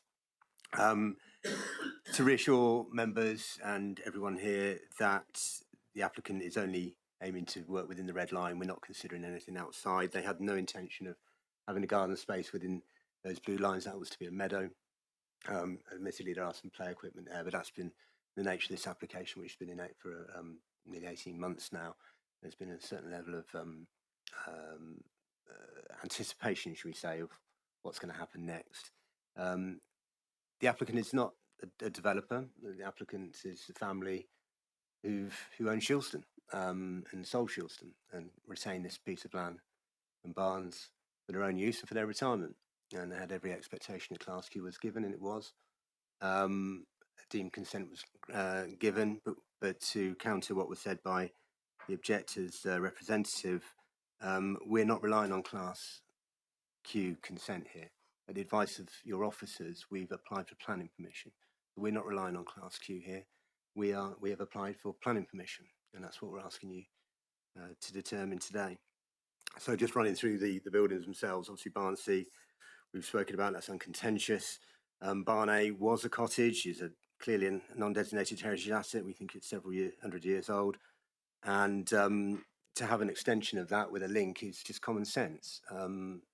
We had a pre-app. This I won't call it a saga. This case has been running now for effectively 6 years. Throughout that 6 years, I've been engaged, an architect's been engaged at other periods, and at all stages, whenever anything has changed on this scheme, we have gone to officers and consulted and told officers in North Council what is going on. So every little change to these buildings, when it was decided that having upper bedrooms in A and B was not preferred, and it was struggling with the building regulations, then every measure was taken to try and amend the scheme with officers. But Class Q is a unique beast. It's a very difficult and poorly written piece of legislation, in my opinion. And for that reason, it didn't give us the flexibility and the clear messages from officers that we needed to amend the scheme. And that's how we've reached this point today. Just to clear up a few quick matters that have been raised. In terms of flood, the flood risk that the officers are talking about is 1 in 100-year floods. It hasn't flooded in living memory, to my knowledge. My applicant tells me they've owned this land for 60 years. The flooding, as you probably witnessed outside, is coming from the road itself. The road is road drainage. There isn't no road drainage, and the water often collects by the gateway coming down the road. In terms of the actual drainage system, yes, there is a cloud jester on site. Yes, that is slightly outside the red line. That was all pursuant of the Class Q. And all of these things were originally done as part of the Class Q. We talked about biodiversity net gain. Sorry, Sharon, I'm going straight over time limit already. Yes, there has been bat boxes put up and other things. There were no bats found on site originally. And we've seen that bats now do use the site, so there has already been some biodiversity net gain on this site. This doesn't qualify for a BNG, statutory BNG, so it would be excessive, I would suggest, to ask for BNG to be applied to this, but I'm sure my client will agree to landscaping schemes and ecology schemes if they're required by Mr. Boyd, condition. your 3 minutes is up, Thank you. unfortunately. You But did raise a lot, sorry. there are now members' questions, and they may have questions for you. Members, Councillor Rake. Thank you, Chair. Good afternoon, Mr. Boyd. A couple of things on your. You say you're not relying on Class Q and you're applying for planning permission, but my understanding from the officer's report was that the earlier Class Q approval sort of sets a baseline. Better than a baseline, it sets a context for why we are where we are. Okay. There was never any intention here to do anything else than to implement the Class Q. Right. Okay. It's just. So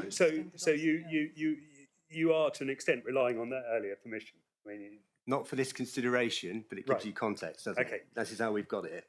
It's through a Class Q. And just as a matter of finicky detail, you say you have no intention of doing anything other than working within the red line, but we thought we had established from looking at the drawings and the red line plan that the built terrace, for instance, extends beyond the red line. So are you going to address that, or?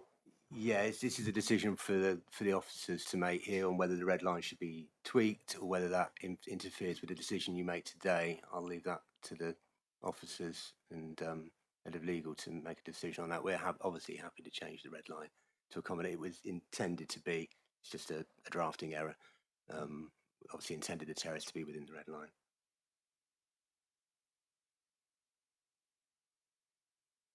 It would be rather ridiculous to then have to put an application in for a small bit of patio.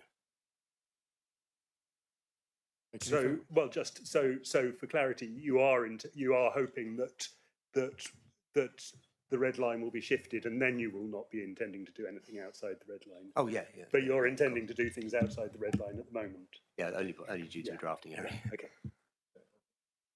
For clarity, I think so. This plan, which also shows a red line, which is not the site location plan that shows the red and the blue line, but this red line, in my view, does include, because I thought it just came a little bit beyond that building.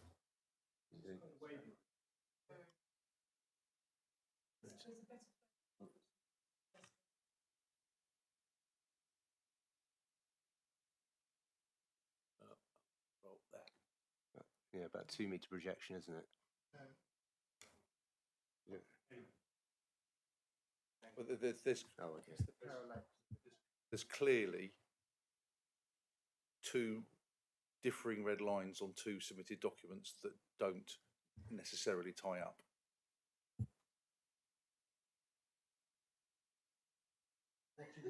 And how do we reconcile this?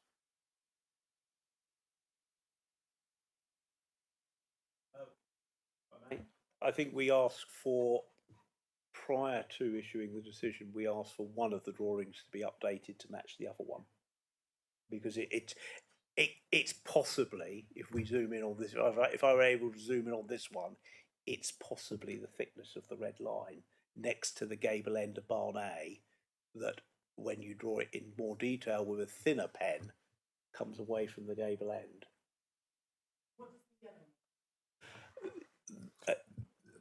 The yellow is the historic yard area that went outside of those buildings. It's not something that's been done now. So the yellow isn't something that's been done now. That's the colour on the original Ordnance Survey base that would have had the non-paddock area or the non-grazing area in front of the two buildings. So the yellow was the farmyard. Does not delineate what's being done now.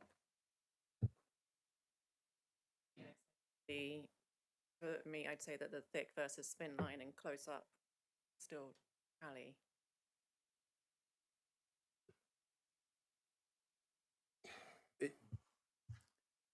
It is relatively straightforward to resolve that. If members are happy that the area of garden area going with those two buildings, that unit is extended to the edge of the decked, terraced, whatever the area is, then if members are happy with that, then we can just ensure that we've got a red line that includes that area on the approved plans before the decision is issued. I don't believe that changing that element of the red line causes any, doesn't prejudice anybody else's, doesn't impact on anybody else. It just means that there's certainty when the decision goes out. Thank you, Mr. Weimer. Members, I have Councillor Bonham. Yeah, hi Richard.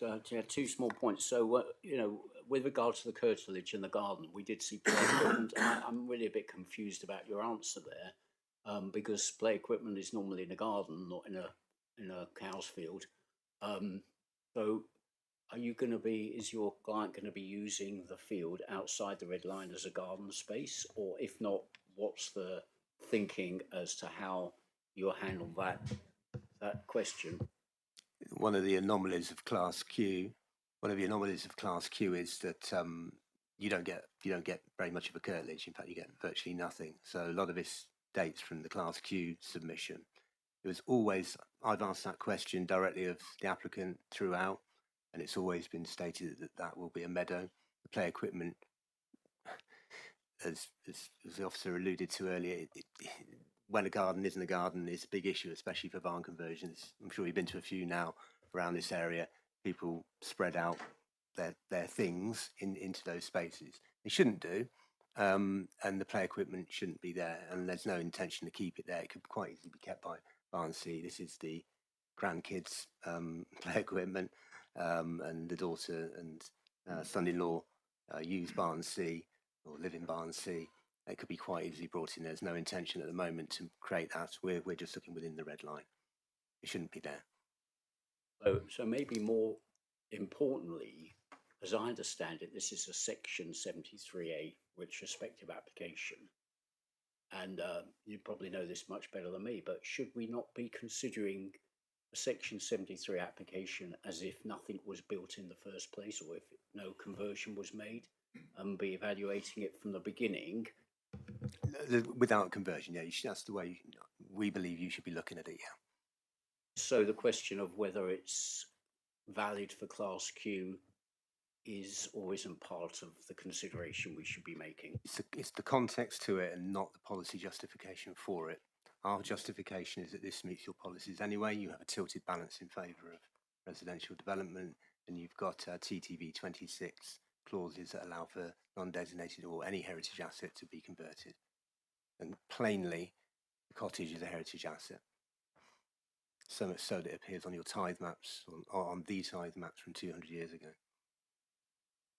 Well, I don't think it's a question for you, but my understanding is that that's not quite how the proposal is written in front of us. So it's more a question for the officers, because like I said in a previous application, I thought I understood it, and now I'm more confused.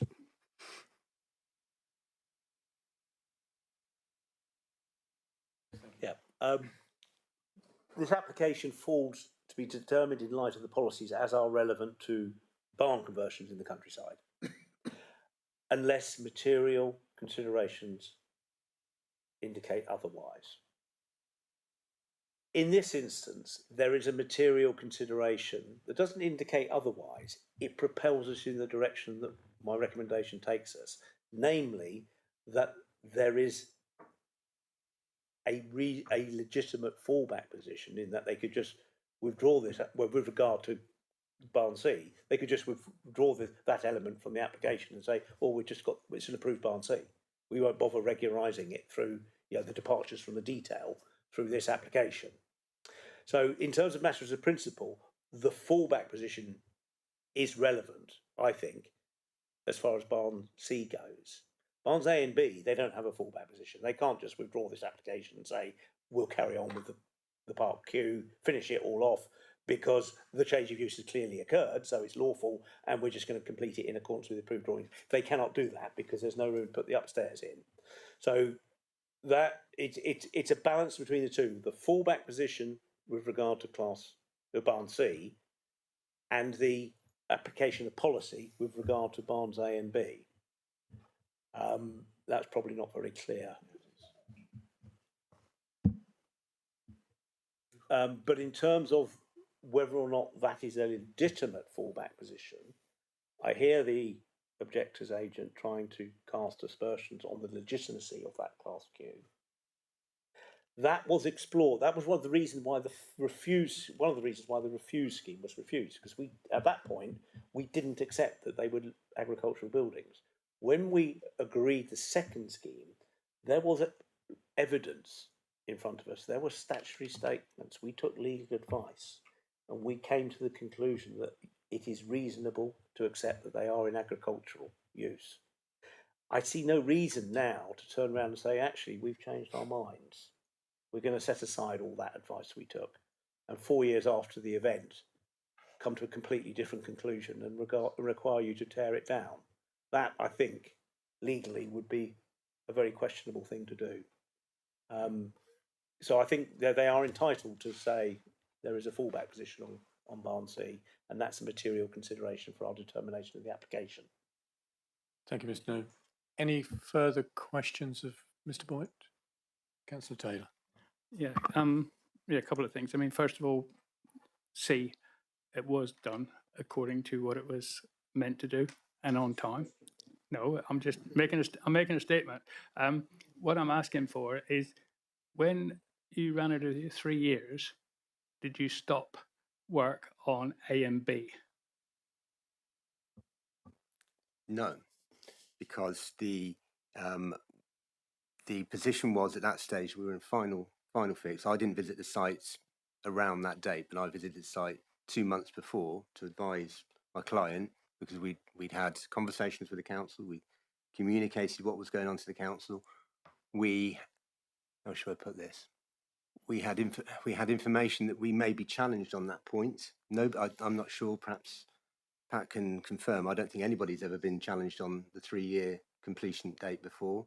There's virtually, from my knowledge, there's no case law on what happens if you don't complete and what is completion, because there's all sorts of different types of planning application in the UK, an application of completion. And for that reason, I encouraged them to do their best. They had problems sourcing tradesmen to do the final parts of the final fix, and they were urgently trying to complete that. In my professional opinion, those works were complete, and I expressed that to the council at the time, and I gave case law to back it up. That was disagreed with, and that's why we are here today with the planning application. So when our enforcement officer visited, she understood that, yeah? Understood what, sorry? When our enforcement officer visited, yes, it's a question, did you understand that? I wasn't there when the enforcement officer visited. Irrelevant. Thank you, members. Any further questions of Mr. Boyd? If not, thank you. Thank you. We now move on to the ward member, Councillor Taylor. Yeah. This application is sort of finely balanced in my eyes, and otherwise probably the officer wouldn't have brought it to committee. I'm not going to say too much at this stage. I will await the debate. Thank you, Councillor Taylor. Right, that's concluded the speakers on this application, and we move into the debate. Does anybody have any comments at this stage to make in opening the debate? Councillor Bonham. Thank you, Chair. Yeah, well, there's two sides of me on this, I think. One is the sort of legal side, or the policy side, where what I'm hearing is that actually this is compliant to the policy pretty much, because it's it's broadly consistent with a Class Q application, and I don't think I've heard any policy issues, maybe with flooding, but I discount that. Maybe with a garden, which I think is relevant, maybe with a red line, but there don't seem to be any major policy issues that argue that we should turn this down. The other side of me thinks more in terms of common sense, and it's been built, broadly speaking, in line with the plan, certainly from the outside, maybe again with the exception of the windows, but broadly speaking in line with the approved plans that were agreed in 2021. So again, from a common sense point of view, why would I turn this down? I struggle to see any reason why we shouldn't approve this. Councillor Bonham, was that moving approval, moving or proposing, or do you wish to leave? To I'll listen to others first. Thank you. I Members. don't wish to leave now. Councillor Nix. Yeah, I understand the curtilage because there's a class Q, but if we're already using, what I don't understand is if we're already using some of the land as a garden, you know, we've already got conversations about where the red line is.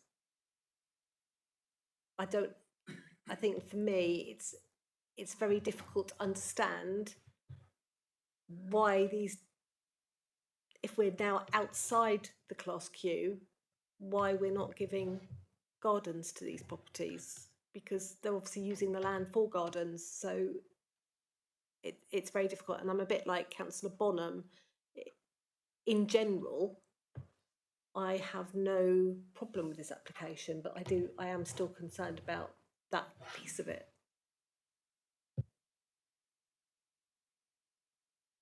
Bring in Mr. Fairburn here. Can I just remind members of what I said, and I've been saying at the beginning of every meeting? You determine the applications before you, and also you determine it in accordance with the development plan unless material considerations strongly suggest otherwise. So I think, given where Councillor Bonham was coming from, if there are no policy objections, then there is effectively a presumption in favour of granting planning permission if it accords with the development plan. Thank you. So it doesn't matter legally that when we visited the site, they're using agricultural land as a garden already?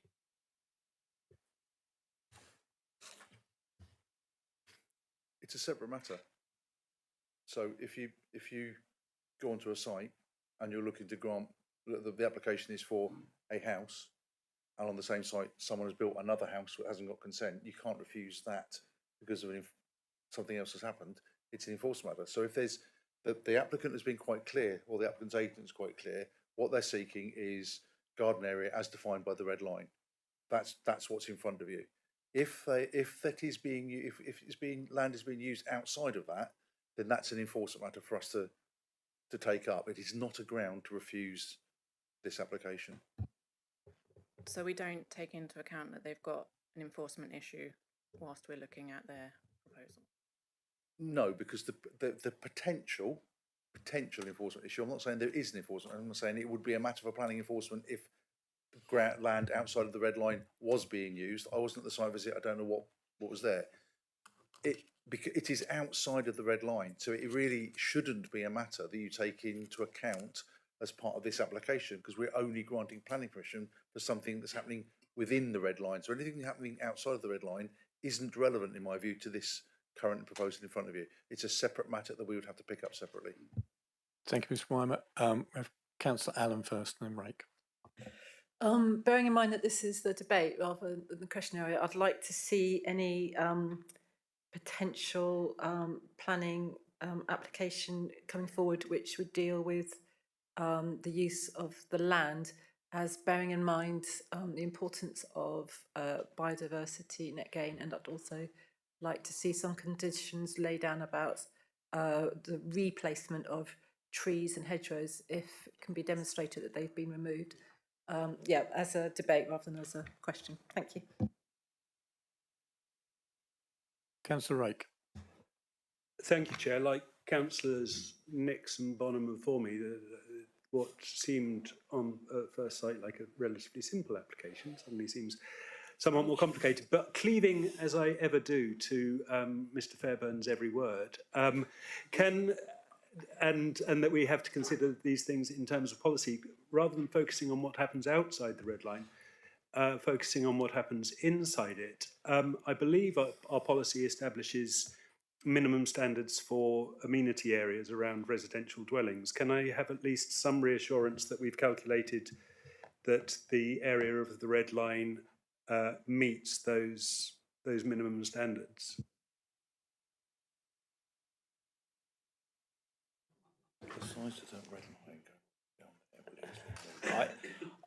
I think our minimum standards, and I'm juggling with them on another matter at the moment because they are designed to encompass all developments. Certainly, this is a big enough garden if you were dealing with a proposal for a 2-bedroom terrace property in an urban area. We don't have distinctions between 2-bedroom properties in the countryside and in urban areas. So on that basis, that red line, even if you just look at the tight bit around the houses, I think is more than adequate for what we are dealing with here, 2-bedroom dwellings. Thank you. Ms. Noon. Councillor Taylor.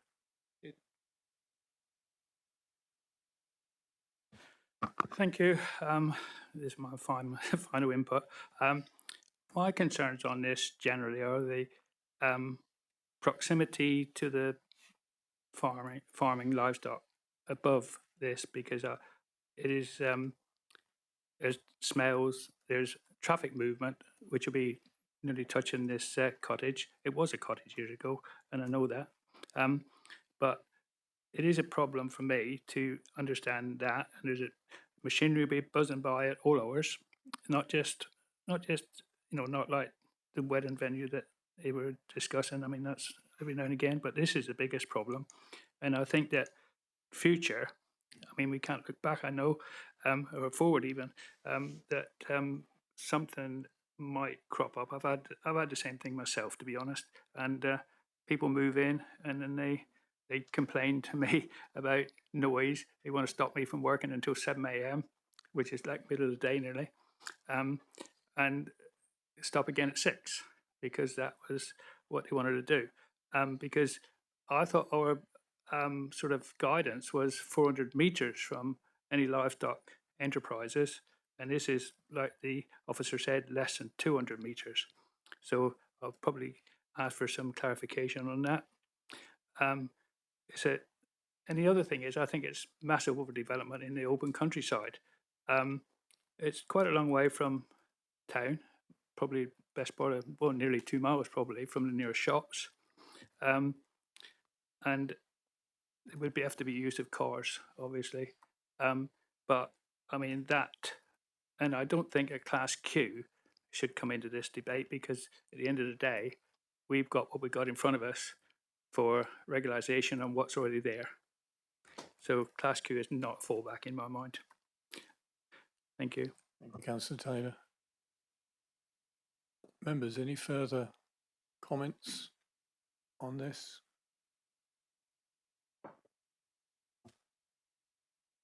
Councillor Hodgson. Would we be able to impose a principal residence condition on this? No, I'm afraid not. There isn't a policy to hang that one on.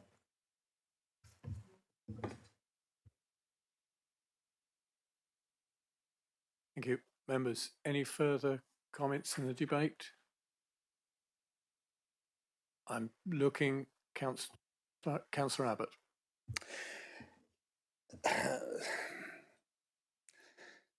It's a shame it's all so untidy. It makes the debate go on for so much longer, when actually it's all right. It's all right. It's not great. It's a great. I think it's just a shame. I can't speak any more now until he comes back. Can we postpone the meeting? Otherwise, he won't be able to vote. Oh, he's back. Sorry. Oh well. I caught every word. Please continue, Councillor Abbott.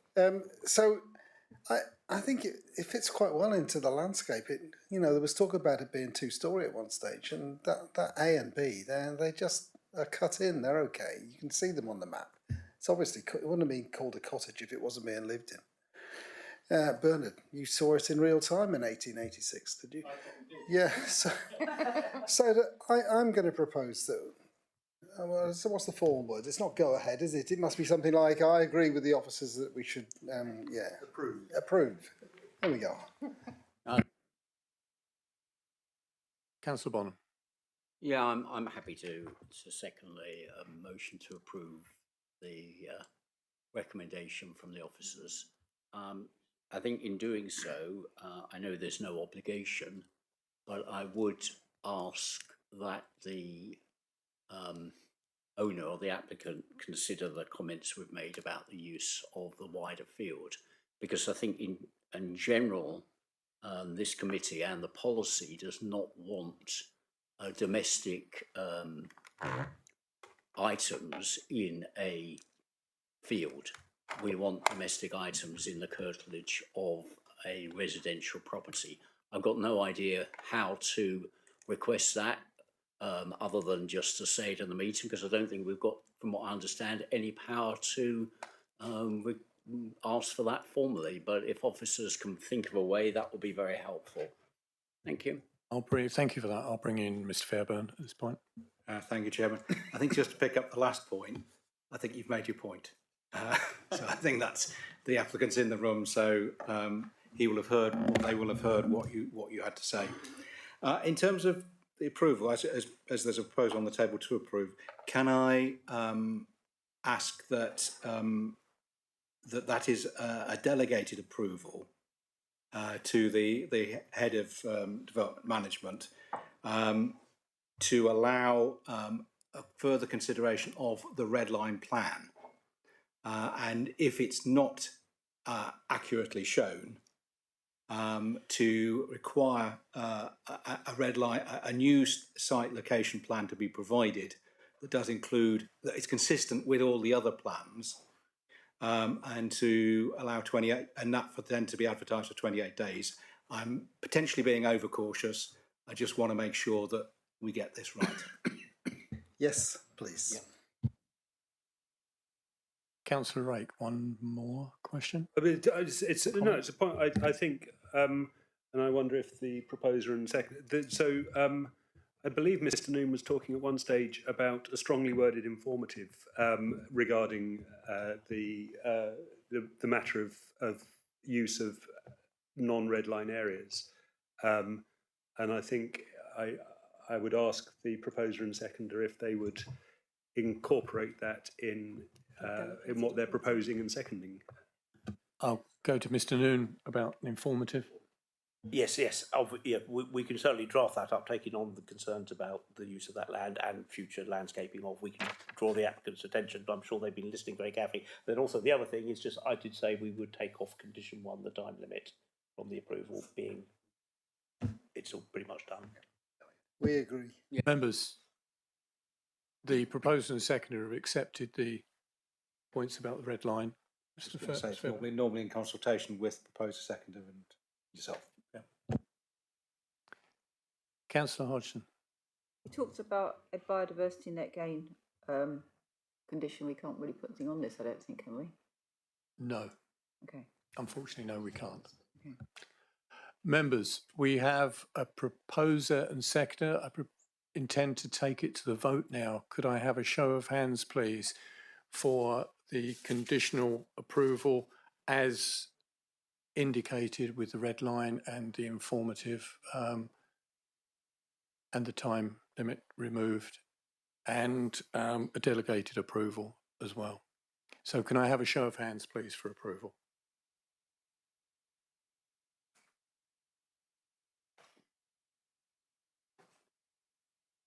Those against? Abstentions?